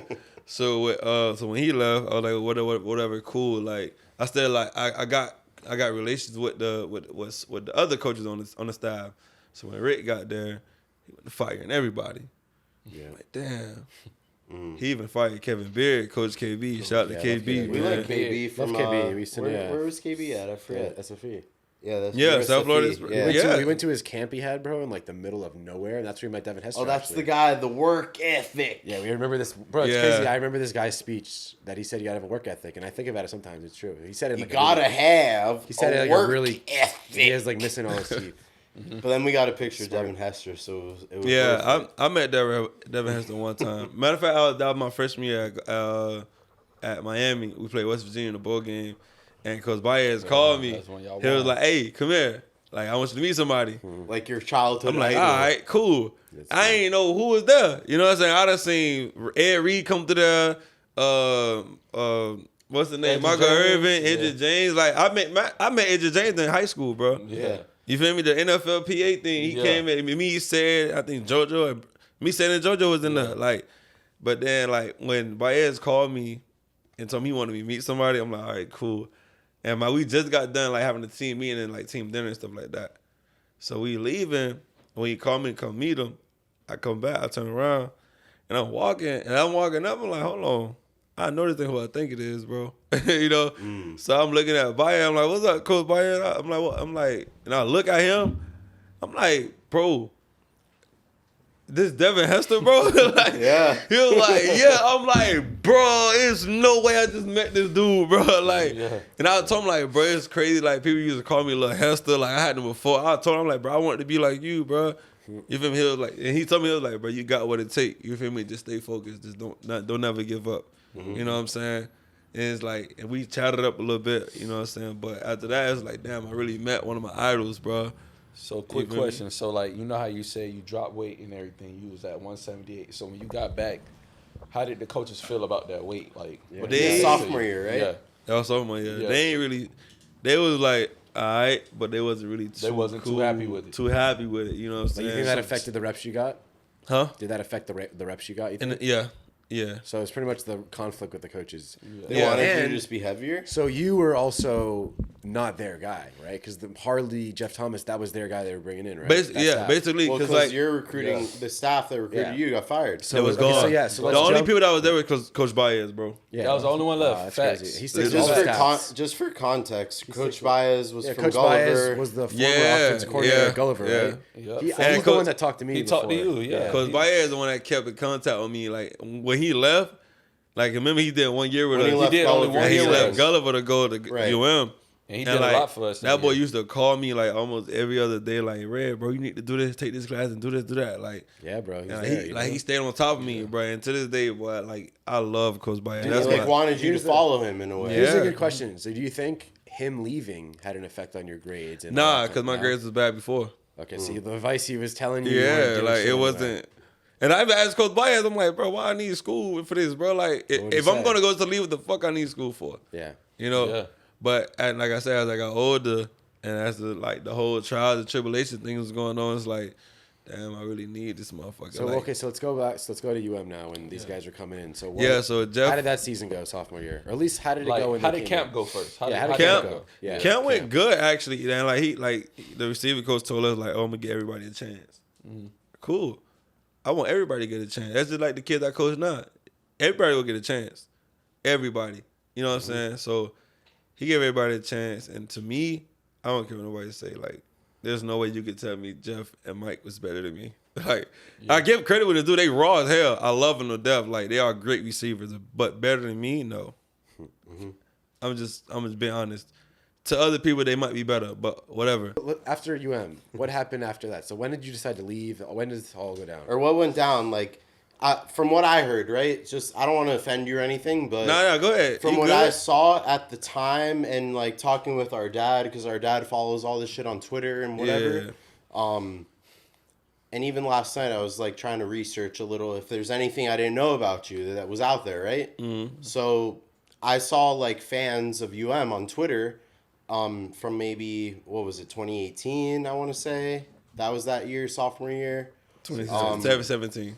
2017 season, 2018 spring. After that, they were saying how you had an attitude with the coaching staff, or from what my memory says, and from what my memory says about what I talked about with my dad at the time, like he said maybe it was something with your mom on Twitter, because you say your mom's your biggest supporter. I don't know if it was your mom, if it was you, or what went down, but there was this feeling of general, like, you didn't respect the coaches, or there was a disagreement, and then that negatively reflected on you in the future for when you wanted to transfer or whatnot. So, yeah, if you want to comment. I'm glad we touched that subject. You don't have to cuss at people to teach them. 100%. You feel me? Just, you don't have to, cuss or yell. Yeah, whatever. so with them, like, they felt like Coach Gus, Coach JT, the shit, and, like, the weight room coaches. Guys. Like, so they... Oh, what the fuck? Y'all acting like a bunch of pussies and da-da-da-da. And after practice, like, sometimes, like, after practice, we'll have, we'll lift right after practice. And it was on a Wednesday. We had leg day. So we in practice on Green Tree. Like, we on practice from 9:15 to 11:30, bro. In this hot-ass sun in the morning. And then we got legs right after practice. And I was in that first group. Like, practice pants still on. We just took off our helmets and shoulder pads, put our weight room shoes on. You guys you don't eat anything? Went straight in there. Squatting with pads? No, straight in there. Squatting with pads and all in our motherfucking That's pants. hard. That's hard, right? I've never heard of that before. So, he got some players in there creeping up. You feel me? I was I was one of the ones creeping up. Like, I'm talking on the starters, like a couple of starters creeping up. And like Coach JT, he had stopped the workout session. He's like, man, y'all acting like a bunch of pussies and da-da-da-da. I just went to going crazy out the mouth. And I laughed a little bit. He was like, hey, what the fuck is so funny? And I looked at him. I said, I'm going to be honest with you, Coach. My mama curse harder than you. Like, you don't have to coach. You don't have to cuss me out to coach me, bro. You understand? It doesn't come across the right way. Yeah. You know what I'm saying? Yeah. So and I feel like when you say something like that, it's kind of like they take it personally. They took it 100%. very. They took it, even Coach Doug the receiver coach. Like he even called me in the meetings. Like, he tried to talk to me on the side. Oh, it's and that, blah blah blah. I'm trying to be like a father figure to you, not just a coach. And I stopped him mid sentence. Like, hey, you will never be a daddy. You will never be a father figure to me. I never had my father in my life. My mama is my father. You feel me? Yeah, for sure. And not like, bro, you would never be that. Just be my coach. That's all I need you to be. Yeah. You feel me? So he took that very personal. And he called my mom. Nigga, I'm damn near grown in this bitch. Why you calling my mama? Yeah, facts. You know? And if anything, I would say Coach Sims, Coach anybody, Sims would is the fill only that father role. figure. If anything, Coach Sims. You feel me? Like, even Coach me Sims. being there 1 year, like we saw a couple weeks ago, like I love Coach Sims, you know? He's the most genuine guy ever. I talk to Coach Sims every other day, bro. Like, you feel me? So when Coach Dogans, I told Coach Dogans that he got in his feelings to call my mom. And my mom told him straight up, like, you don't know my son. So how the fuck could you tell him something like that? Yeah, exactly. He never had a father. I'm his father. You feel me? So, and that was freshman year. So it's like... So you just didn't get onto the right path with the coaches for sure. Yeah. And I'm not one of them, like, you could just, like, talk to me any kind of way. Again, like, I respect you. As sure. Like, you're my coach. I gotta respect you. Cool. Yeah. But don't think it's just given. You gotta earn that. That goes into questions about the recruiting process. You said you had 5 visits, didn't take any, 4-star, every offer in the country. Do you wish, looking back, you would have explored other opportunities, met coaches you would have meshed better with? Yeah, like I would never. Yeah. If I would have did that, things would have went differently for you. yeah, I would have never ended up at UM. So you pretty much like thinking back, just looking back, do you regret going to UM? Or I mean, are you still I don't thankful think for I the want to situation? say I want to say I regret going to UM because that was my dream school. Yeah. You feel me? You got it on. And to this day, I got it on. I love that school to this day, bro. Nigga, I was pissed off when they lost to Florida State. 45-3? How the Me fuck? too, bro. I was there. Pissed the fuck Yeah, I was off. there too. I was mad as we fuck, bro. We did the interviews. Yeah, It's funny that listen, no matter what that school go through, bro, that will always be my favorite school. And I respect that because you know what? It's just like me and my situation. Like things didn't go well for me when I was at Purdue and everything, like just with the ups and downs and everything. But I still have no regrets as far as going there. Like I still support them as far as like the For team. sure. Like that's still my team right For there. sure. You know what I'm saying? Like I supported them. Got to. This year in Now, the was bowl that the game, case know for what you I'm saying? always, or initially, or did you have any like negative feelings, or you were kind of like salty When you I could left say? UM? Yeah, or when you were kicked out? Well, I got kicked out for sure. Like, Or what went Yeah. down And- when how'd you get kicked out? Let's start there, all I right, guess. well, okay. We played Virginia Tech at night my sophomore year. So when- prime time game. That was when we was ranked number 3 in the country. But I didn't play the whole first quarter. I got in like when they put me in the second quarter of Virginia Tech game. I got in on a screenplay to Mark Walton. And on the screenplay as a receiver, we just running the bomb. Like he's just running a go route to take the defender out the play. Yeah. That's considered a block. When Yeah, you for take sure. a Run 'em cornerback off. out the play, just run him 100%, off. Exactly. Yeah. Nigga, run to the stands if you got to. Exactly. Yeah. You taking them out the play. That's Yeah. a Man to block. man. You know what I'm saying? Yeah. So I was in first and second down. Third down come, they take me out. They put Jeff Thomas in. Right? And then everybody knows Virginia Tech DBs are 6'1" and up. Yeah, like Caleb Fairley. I've never seen a 5'7", 5'8", 5'9" DB at Virginia Tech. And they put him at the Z, right? Yeah, they are. Yeah, they put Jeff Caleb at the Z. Farley. Bro, What's his name? They They- should have had you Caleb at the Farley. outside, him Yeah. on the inside. Dog. they take me out the outside For sure. at Z spot and put Jeff Thomas in and throw a deep ball to Jeff Thomas. DB that was covering Jeff Thomas was 6'3", and Jeff Thomas is what 5'7", 5'8". Slot guy. Slot guy, bro. Bro, football is common sense. It's common sense, bro. That's like taking me out and putting him in Osky and that fucking Z. Like, come on, bro. Yeah. Like, like mind you, at that time we had Amon Richards. Shout out to Amon.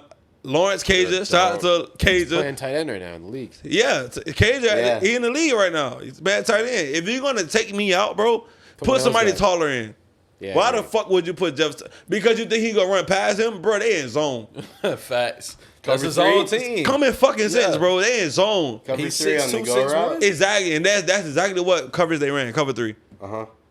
Come on, bro. This man, he have the third. So when the play, once the ball snap, that cornerback is bailing out. Yeah.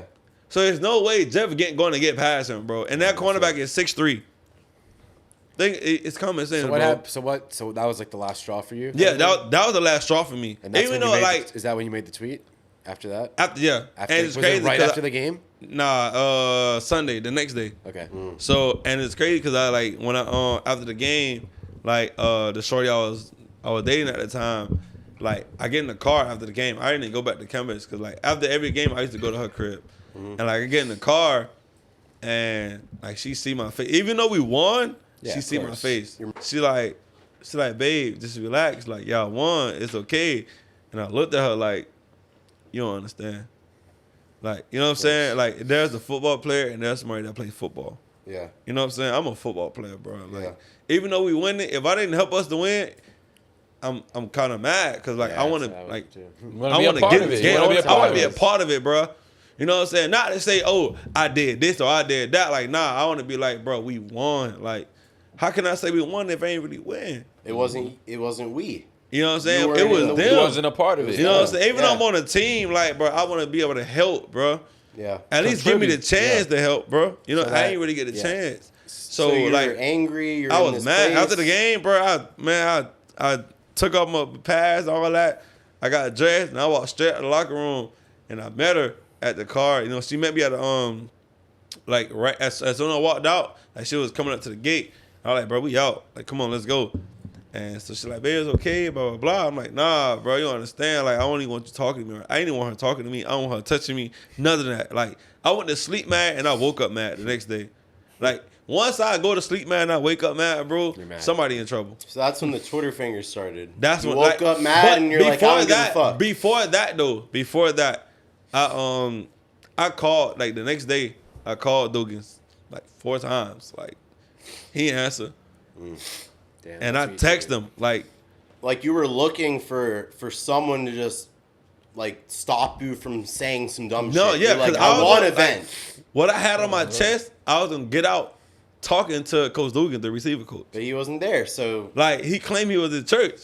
And I don't give a fuck where you at, bro. You playing with my life, bro. Because if I don't make it to the league, bro, I'm back to the trenches, bro.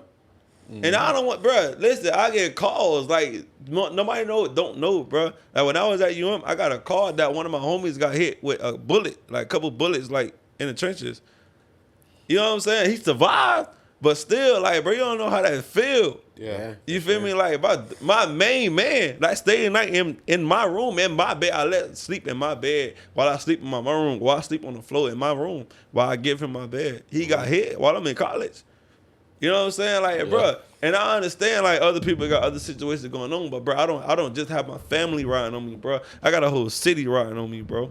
Since you were a little kid. Florida City, Ranger. Like, I got 2 cities riding on me, bro. Like, or even like you were saying, we're on the phone earlier today, like that dude just pulled up to your crib, you're on the couch or whatever.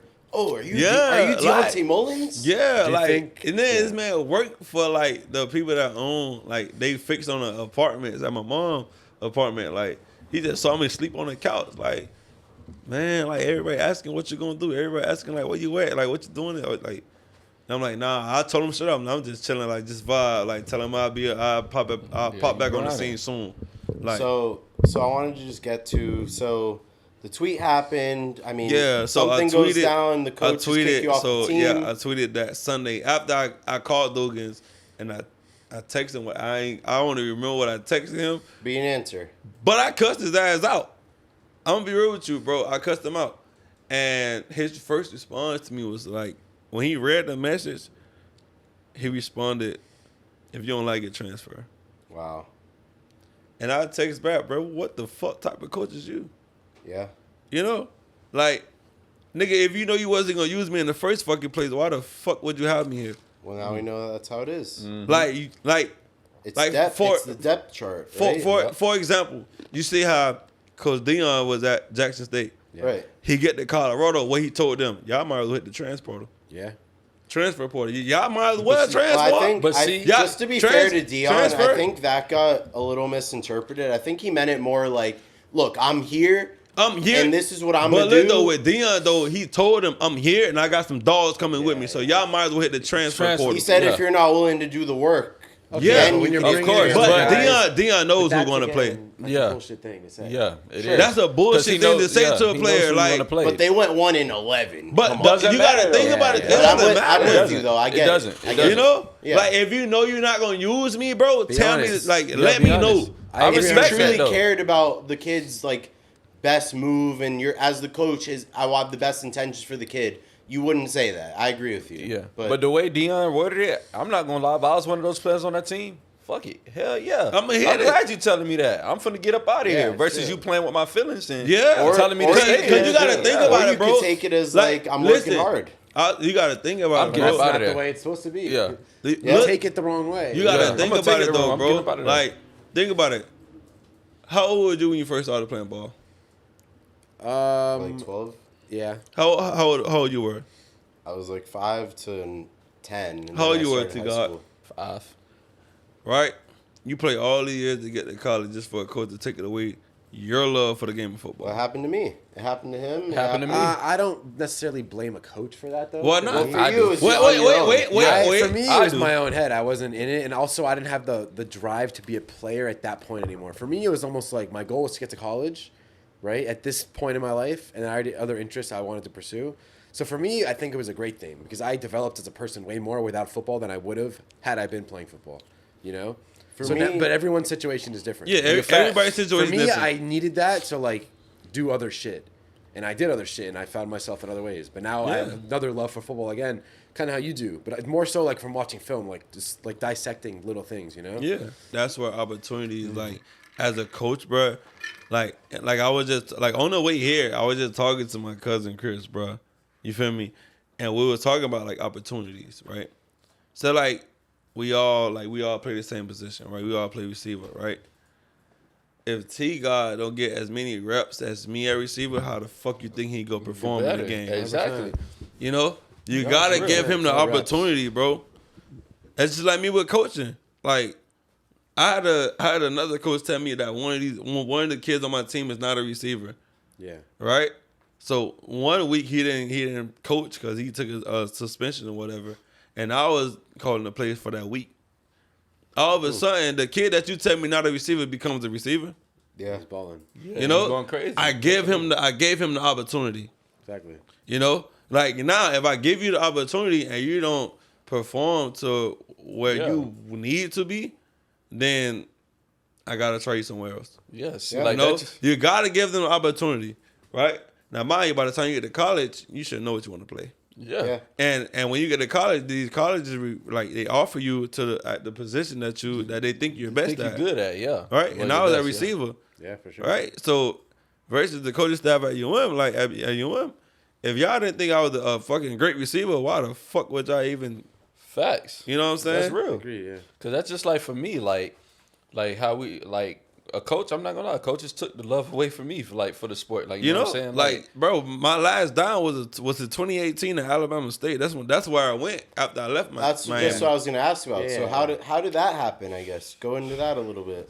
Well, okay, I can say like people ask me about that a lot, you know, and like this is my first time ever doing a podcast. So sure. So with that, but I was just thinking like Alabama State. Yeah. People ask me like, oh, where you went? And what happened? I'm like, okay, cool. After I got kicked out of Miami, where people looked at it like, if you look in the media, newspaper, whatever, like, yeah, it's a step down.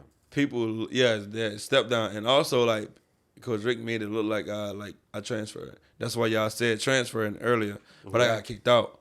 You know, kicked off the team, right? Off the team. I got kicked. Yeah, I got kicked off the team, but I was still in the school. Didn't go your way, Alabama State. Well, Alabama State. Well, okay. Once I got there, I was already mentally gone. Yeah, that's what I was. I was already deep in depression.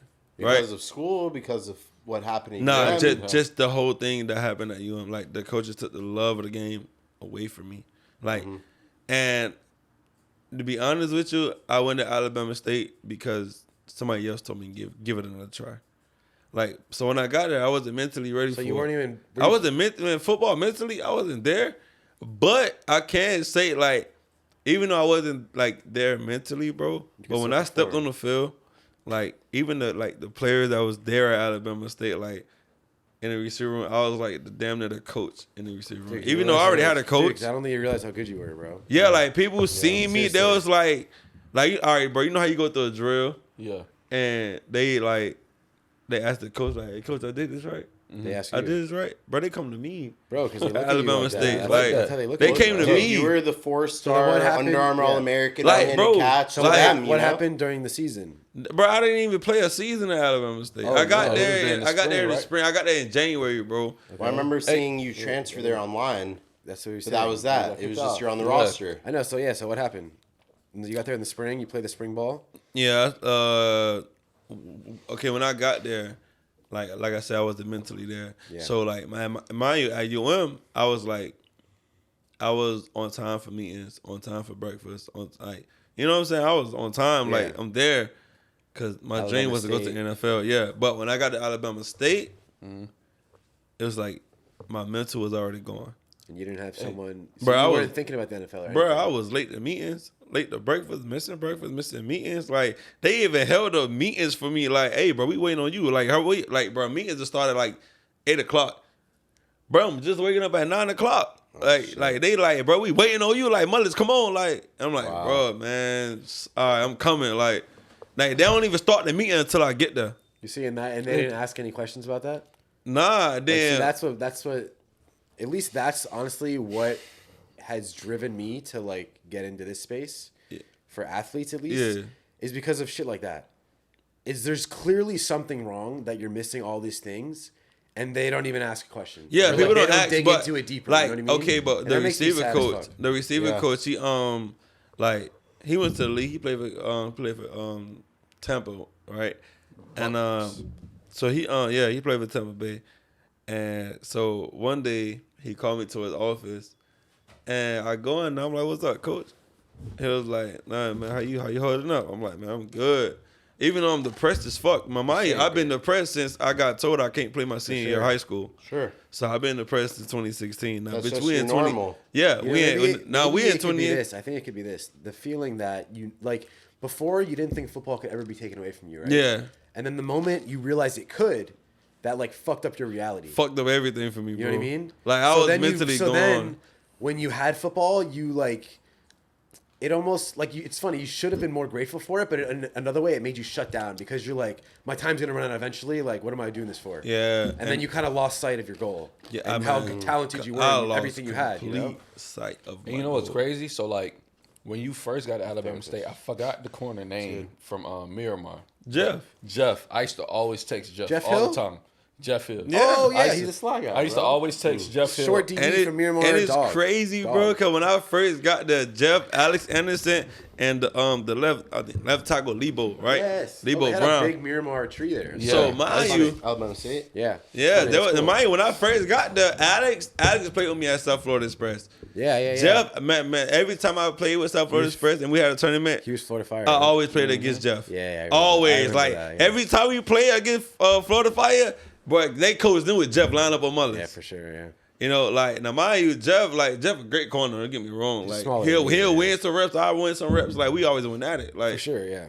you know. But when I got there, bro, like the boys took me in. Like, hey man, bro, we already know what you. But at we, the end of the day, you they feel didn't me? really know what you were going through at the end of the Yeah, day. you but know? don't nobody know what I was going through. Like, Yeah, for see, sure. they didn't know. Like a lot of people don't know, bro. Because people don't. Yeah, they don't see the I'm signs. gonna just break it out. I'm gonna just break it out. But like, see what 10th grade high school is when I started smoking. Right. Okay. A lot of people don't know. Like even with T God, like a lot of people didn't know. Yeah. Like man, it was something that I went to practice high as fuck. Like Yeah, it's just still balling. Nobody knew. Of course. You know what I'm saying? I was just going through a lot of shit, bro. But then when I got to Alabama State, Yeah. they like, okay, shit. They asked me like, bro, you smoke? I'm like, yeah.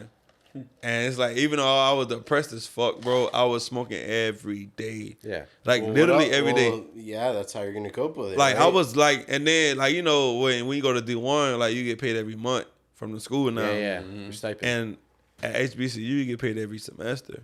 Yeah. That's So it's facts. like, so the money you get paid, you gotta make it stretch to the next semester.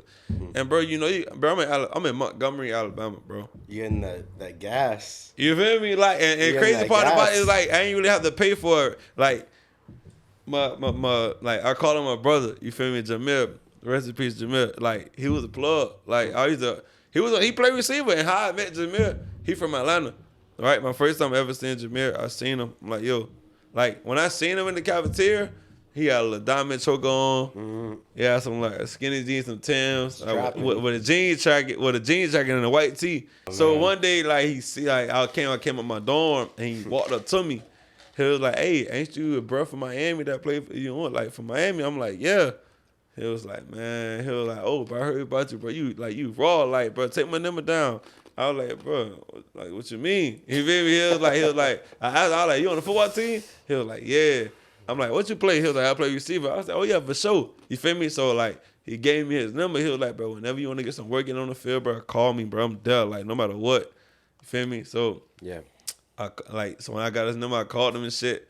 Like we get on the field, we work out all type of shit, bro. Like he the one like got me into like meeting like all the other players on the team. Cause when I first got there, bro, like I wasn't ready, like I wasn't like in the system to work out with the team and shit. But I go there, and shit, but I stand in the corner by myself like and just let them boys do their thing. Cause I don't know nobody but Jeff, Lebo, and Alex. You feel me? So when I leave, I'm with Alex, Jeff, and Lebo. You feel me?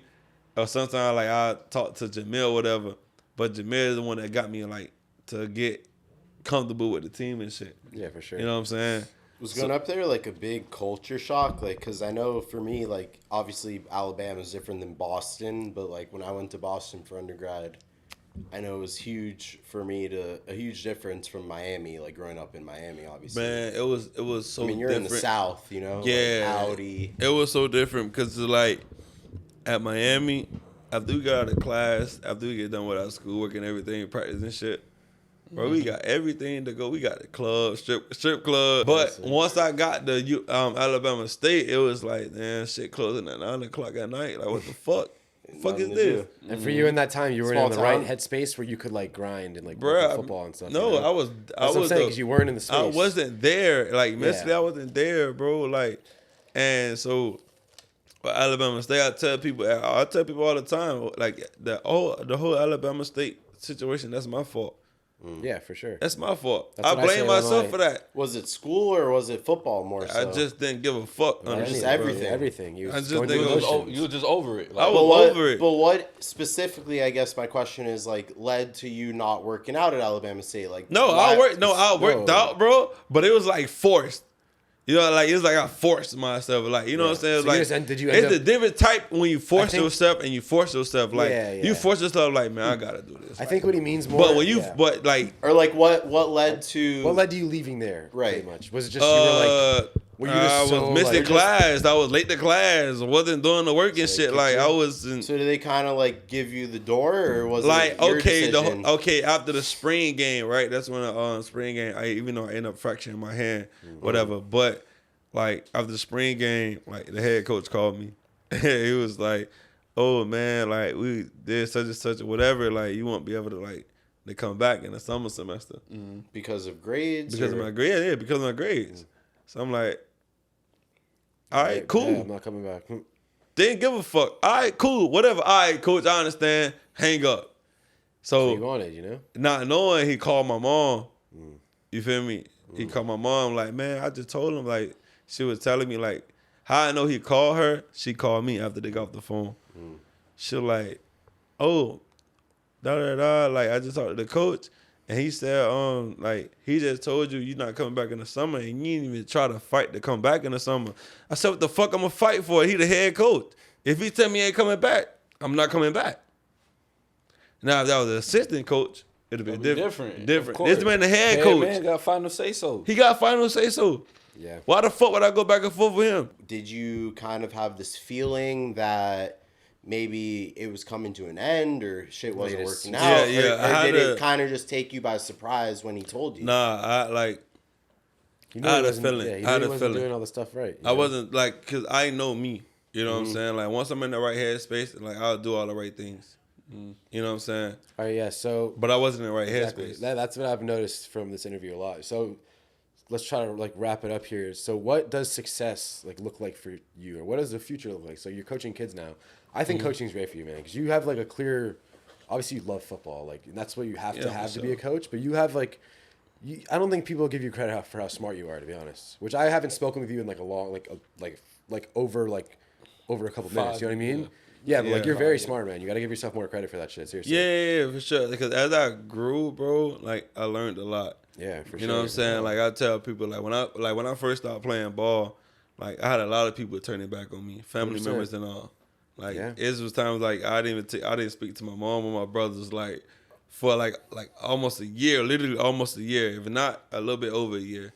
Yeah. You know what I'm saying? And not to interrupt, but just to go off of that point, like when you, I guess, made it versus when times were tough and it wasn't working out for you and you kind of like, I guess, flamed out at Alabama State. Yeah. And that's it, right? Like, did you feel kind of abandoned by I did, a your lot. supporters? Or Yeah, I felt abandoned from all my family members. Like a lot of my friends. Like it's like once you're in that spotlight, everybody want to be in your life.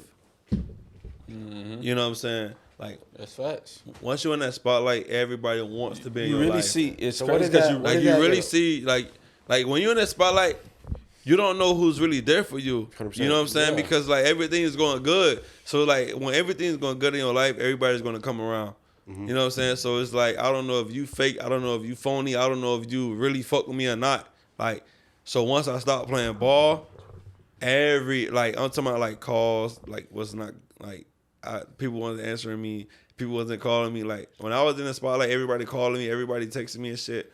So Yeah, you see the fake. Once I stopped playing ball, everybody's like slowly disappeared. Kind of like, even oh, that's family. my boy. Yeah, like, even family. I can get some from him, kind of thing. Yeah, and like then once you can't provide for them, you have no value. It's to them. over with, and that's why, like back to what you said about the coaching the kids and stuff like that. Like I didn't touch bases with them like on that subject yet, with the whole fans and everybody being in your circle and shit like that. Yeah, for sure. But I also tell them like, bro, everybody that you see around won't be around forever. Yeah, 100%. You know what I'm saying? Even family members, bro. 100%. Like I said, I told you, I haven't talked to my mom, my brothers. Like during that time, 2018, I haven't talked to them for like almost a year. Yeah. You know what I'm saying? Because it's like I felt like they only looked at me as like, oh, that like he gonna get us out the hood. Like, don't get me wrong, yeah. But once you get to the NFL, bro, you sign a big contract, bro. Yeah, it's hard. What comes with that lifestyle? For sure. More problems. Yeah. And expensive things, bro. You gonna get the newest iPhone. You gonna get the biggest crib that you could get. You don't have to though. You don't have to if you do it right. Yeah, yeah. But as a youngin though, bro, you see all that money, bro. You gonna, you know what I'm saying? Until that's you why get now, especially with the NIL, kids are gonna start making money earlier. Yeah, I think it's way more important to hear these things, so they don't fuck it up. Yeah. I can't imagine having $1 million even now. Like, yeah, what I'm saying, like the pressure of growing up. You would have gotten money in high school. Yeah, you know for what sure. I mean? So like that might have fucked you up even worse. And I feel like I'm not gonna honestly, bro. Like people have their own opinions, right? But this is my opinion. I feel like that NIL shit was stupid as fuck because at the end of the day, you are shortening like these kids' dreams. Kids' dreams are to make it to the NFL. It's a long-term dream. Excuse me, but now they got the NIL deal in college. Like the kids growing up just want to go to college. They don't even want to go to the NFL. Yeah. Right. Success to me is like. It could be a simple answer, you know. Yeah. It's like living the life that you want. You know what I'm saying? Or you know what I'm saying, being who you are. Yeah. That's success because. At the end of the day, everybody ain't for success. Like no matter what you do, like you working at a job. Yeah. Like so, like you work like if you work at Walmart, your success is to become a manager or something. Yeah. You know, like, but will that ever happen sometime? Yeah, exactly. You can't judge success. You can't off an judge accomplishment. success. Exactly. You know what I'm It's saying? journey. So to me, to that, like, success to me is like being you, bro. 100%. And I would say for you, and overcoming whatever like things, like all the things that come in your way. You know what I'm saying? It's not saying it's gonna be easy road because it's not. Obviously, we all got a hard road. It's life, bro. You know what I'm saying? I tell that to the kids that I coach, like, bro, life is hard. Yeah. You know what I'm saying, bro? You could become successful in your own way. You don't have to be successful because of football or basketball or baseball or soccer or anything. You know what I'm saying? You be successful in your own way. That's why I think the fact that you're a coach too, like, bro, I think you're gonna stick with it. But what I'm saying is like, knowing it comes from your mouth, you could be like, yeah, look at my highlights. You know? I don't even bring that up. I know I'm saying you don't have to, but like if they're like shit talking you, if there's a difficult like, kid, you could show them your highlights. Not and be like, even. and no, but also that, man, you could tell them, look, I didn't make it to the NFL, and look at my highlights. Look how Not good I even, was, and bro. I don't didn't make even bring it. up So my that just highlights, shows you how bro. good. I know, but I'm saying it like in another way. Like I didn't make it, and look how good I am. To be honest with you, bro, I swear to God, like last night, I think I was at my grandma's house with my little cousin Harlem. Yeah. I did show him my highlight tape, but I told I him, was like that too. I didn't watch But my I highlights also for told years. him, I said, bro, look up Sam Bruce, look up Dredrick Snelson, look up, you know what I'm saying, like, and those are your guys you look like up to in Devin your own Duvernay, look up the kid that got drafted by the Patriots that was with me in the All-American game, N'Keal Harry? receiver, N'Keal Harry. Look up them. You know, don't just look up me. But that's You know what I'm saying. Like you were on par with those guys. That's my Yeah, point, like you know what I mean? A.J. Brown, If like not better, he was with me at All-American 100%. game. You're Look probably up better than them. these people. Yeah. You know what I'm saying? Don't just look up me. I was with them. Exactly. I didn't make it to the league. You know what I'm saying? Like, so it's not like I'm not as good as them. I'm just as good at them. You know what I'm saying? But at the end of the day, like, look up these people, bro. Don't just look up me. Cause I don't want, like I tell all the kids that I coach, I don't want you to be like me. I want you to be better than me. 100%. So for, Even if I did go to the league, be better than me. 100%. So for a kid that's going through what you went through in life, like what is like one big advice like that you can give them? Yeah, what's the biggest tip you give a kid in your shoes? If In you your like shoes. a kid exactly in your shoes when you were like sophomore, Depending on what freshman year. situation you're talking Like about. freshman, sophomore year, Just kid everything. doesn't Like- think school's important, Yeah. and he wants to play in the league. He's like, I'm gonna play in the NFL, but he's like, school doesn't matter. I don't need school. What would you tell that kid? I would tell him, like, honestly, stay in school. Like, make sure you, like, really buckle down on school. Because at the end of the day, like I tell the kids now that I coach, bro, without school, you would not play on my team. Yep. You will not. I don't give a damn how good you is. I'm going to show you. Like, it's the situation that happened this past season. I'm not going to, fuck it, I'm going to bring up the name, whatever. Like, my little god brother, TJ, his dad, Travis Terry, like, him, like, they all, like, they have a bad attitude. Don't get me wrong. Mm-hmm. Now, my little brother, TJ, he's raw. He's certified. Like, my little cousin's certified. Like, they raw as hell in football.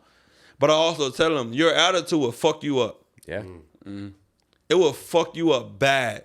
You know what I'm saying? Like, even at 10 years old, bro, like, you got some other parts, like, I want him on my team, but I don't want what comes behind him. Yeah. Mm-hmm. You know what I'm saying? For sure. That's just like even in high school. I want him on my team, but I would not let his parents come to the game. I would not let such and such come to the game. And if they do, you like I don't want you on my team because you embarrass my program. Yeah, it's tough. You know what I'm saying? Mm-hmm. So even with the playing, like the playing time, even if you don't get the playing time you think you deserve, wait for your turn. You know what I'm saying? Mm-hmm. Just be patient. Be patient. Like, just keep grinding. Because your number will be called. Yeah. It will be called. Yep. And once it get called, bro, make sure you perform to the best of your ability. Mm-hmm. As long as you gave 100% of your effort, bro, that's all that matters. Exactly. That's all that matters, bro. And that's what I tell the kids that I coach now. Give me 100%. I don't give a damn if you drop 20 passes in a row. As long as you gave me 100% on them 20 passes that you attempted to catch, bro, that's all that matters to me. I can coach that up, bro. I can coach that. Just give me all you got. That's all I ask for. And that's for with school and football. Even in life, even if you don't make it to the NFL, you work at Walmart or Wendy's or McDonald's or whatever you work at, bro, give it 100%, bro. Give it 100% because you never know. Your effort will take you a long way. 100%, bro. 100%. And just to reiterate that and to end on like a positive note, like I want to ask, like, just explain like what you're doing now. I remember I didn't even know until yesterday that you mentioned you're at work and you're working with like assisted living and things like that. And to me, like, that's something where, like, I'm kind of a softie. I'm a sensitive guy. I know Marlon is, too. Crybaby, but, like, it makes me, like, emotional in the sense of, like, that's something, like, very admirable and, like, very nice. And just kind of, I guess, like, how did you get into that? And what does the future hold for you now? And what are you up to now? Well, after football, you know? Or is football still in the cards, maybe? Who knows? No. What? Football plays, it still be in my mind a little bit. Like I really get sensitive sometimes. Like, I catch chills. Like I catch myself crying sometimes. Like that I'm not playing no more. But helping people with like living situations, bro. Like I've been doing that since I was like 6, 7 years old. Like my mom always taught us, like, if you see the neighbors need help with their groceries, go help them. Mm-hmm. You know what I'm saying? Yeah. It took me to work with them this year to realize, like, bro, they just normal people like us. Yeah. 100%, yeah. You know what I'm saying? Like, and listen, like, I love them like I grew up with them, bro. I have a blast with them every time I'm at work. Like we dance, we play the game, whatever. Like, I love them kids. You know, not kids. Some of them are older than me. Yeah, for sure. You know what I'm saying? Like 36, 34. I'm 26. Yeah, one of them just turned 27 December 2nd. Like, you know what I'm saying? So it's like, even with working, bro, like I tell the kids, it's not easy, bro. Life is not easy. If you go to the league or not, bro, it's not easy, bro. But you gotta make the best of whatever you got. Nah, you know, I think it's great that people heard your story, man, because there's a lot of shit people didn't know about you, you know? Yeah, people used to come to me all the time like, bro, like, why the fuck would you transfer? Like, why would you transfer? Like, you transfer, bro, you stupid. Like, da-da-da-da. Like, and I used to tell them, like, I'll let them finish whatever the fuck they got to say, and I'll tell them straight up, bro, you know you wrong. You know what I'm saying? They're like, exactly. What the fuck you mean? Like, I read this on Twitter. I read this on such and such. I'm like, bro, see, on the outside looking in, it looked like that. See, nobody don't know that. Coach Rick told me, like, we kicking you out, but when the media come, because they're going to come, the media are going to come. You feel me? When the media come, we're going to make it look like you transferred. A lot of people don't know that. Messed up. You know what I'm saying? They don't want to. See, They don't want the accountability. but people come to me and tell me like, "Oh, bro, why you transfer?" I was, bro, you don't know. You don't even know the half. Y'all just on the outside looking in. That's why I tell the kids now that I coach, bro. Like, I understand y'all got favorite colleges and favorite high schools and shit like that, bro. But listen, bro, like, You gotta go where best fits you. you gotta go with what best fits you. Yeah, bro. I think you got to talk to the coach, see how they are as a human being. That's the main thing. He is a man, you know? Yeah, That's who you like- want to develop you kind of in a way. Like, you need a role model in a way, you know? You need a. So that's why I think it's great, man, the things you're doing, like you're being that role model for these kids. For You sure, know what I man. mean? So I think that's Listen, good to see. whatever the kids want to do, bro, I always make sure their schoolwork is done first before I that's do great. anything. Like, on a Monday, I went to the movies on Monday, bro. And I went to my cousin Harlem house, right? And I'm like, you ready? He was like, yeah. So my grandma come out the room like, why y'all going on a Monday? You feel me? It's the school night. I said, Grandma, he finished his homework? She was like, yeah. I said, well, that's fine with me. Come on. You know what I'm saying? As long as you make sure what you got to do is done, bro, man, we can go whatever, bro. We can do whatever. Like the Homestead St. Thomas game, the state game. If he don't finish his homework, he's not going. There you go. You know? And like I took him to the Gulliver and Berlin game. Before he left, I made sure his homework was done. You know what I'm saying? Like, I took him to that game. And hey, bro, come on. You're not going to sit in the stands. You on the sideline with me. Meet Coach Sims, meet Coach Maddox, meet Coach. You know what I'm saying? Like, I'm going to show you what it's like. Showing the motivation. I'm showing them the motivation. Like, we went to the Columbus game, like, 2 weekends ago. You know what I'm saying? Or last weekend, one of them.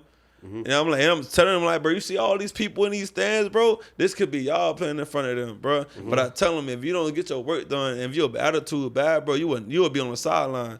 But if you're not, you would be in the stands with them.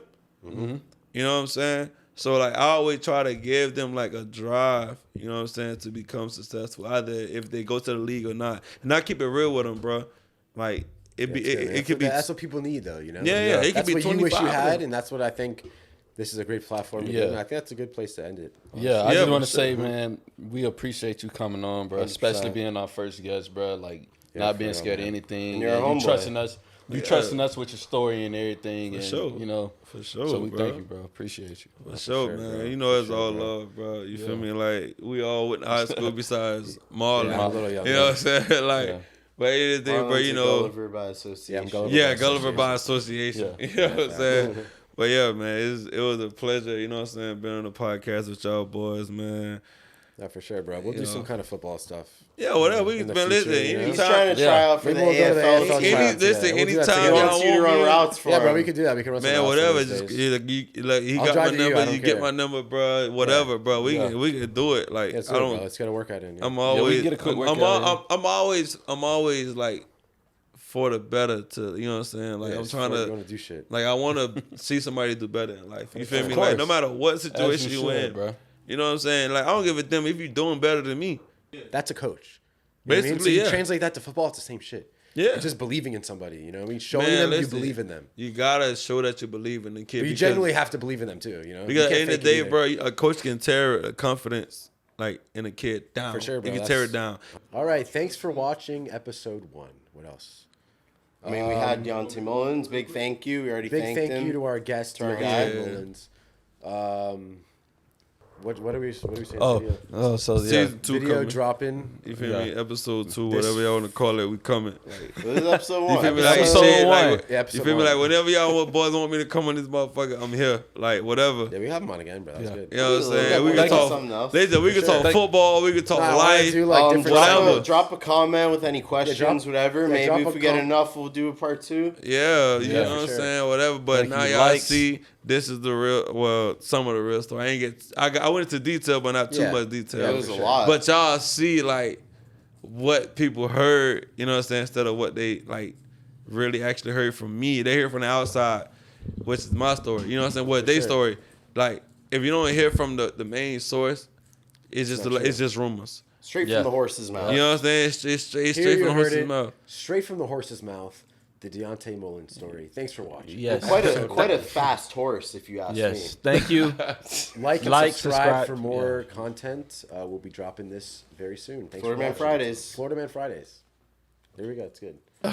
And we're clear. I'm fucking starving, man. Let's get something to eat. Yeah, for sure.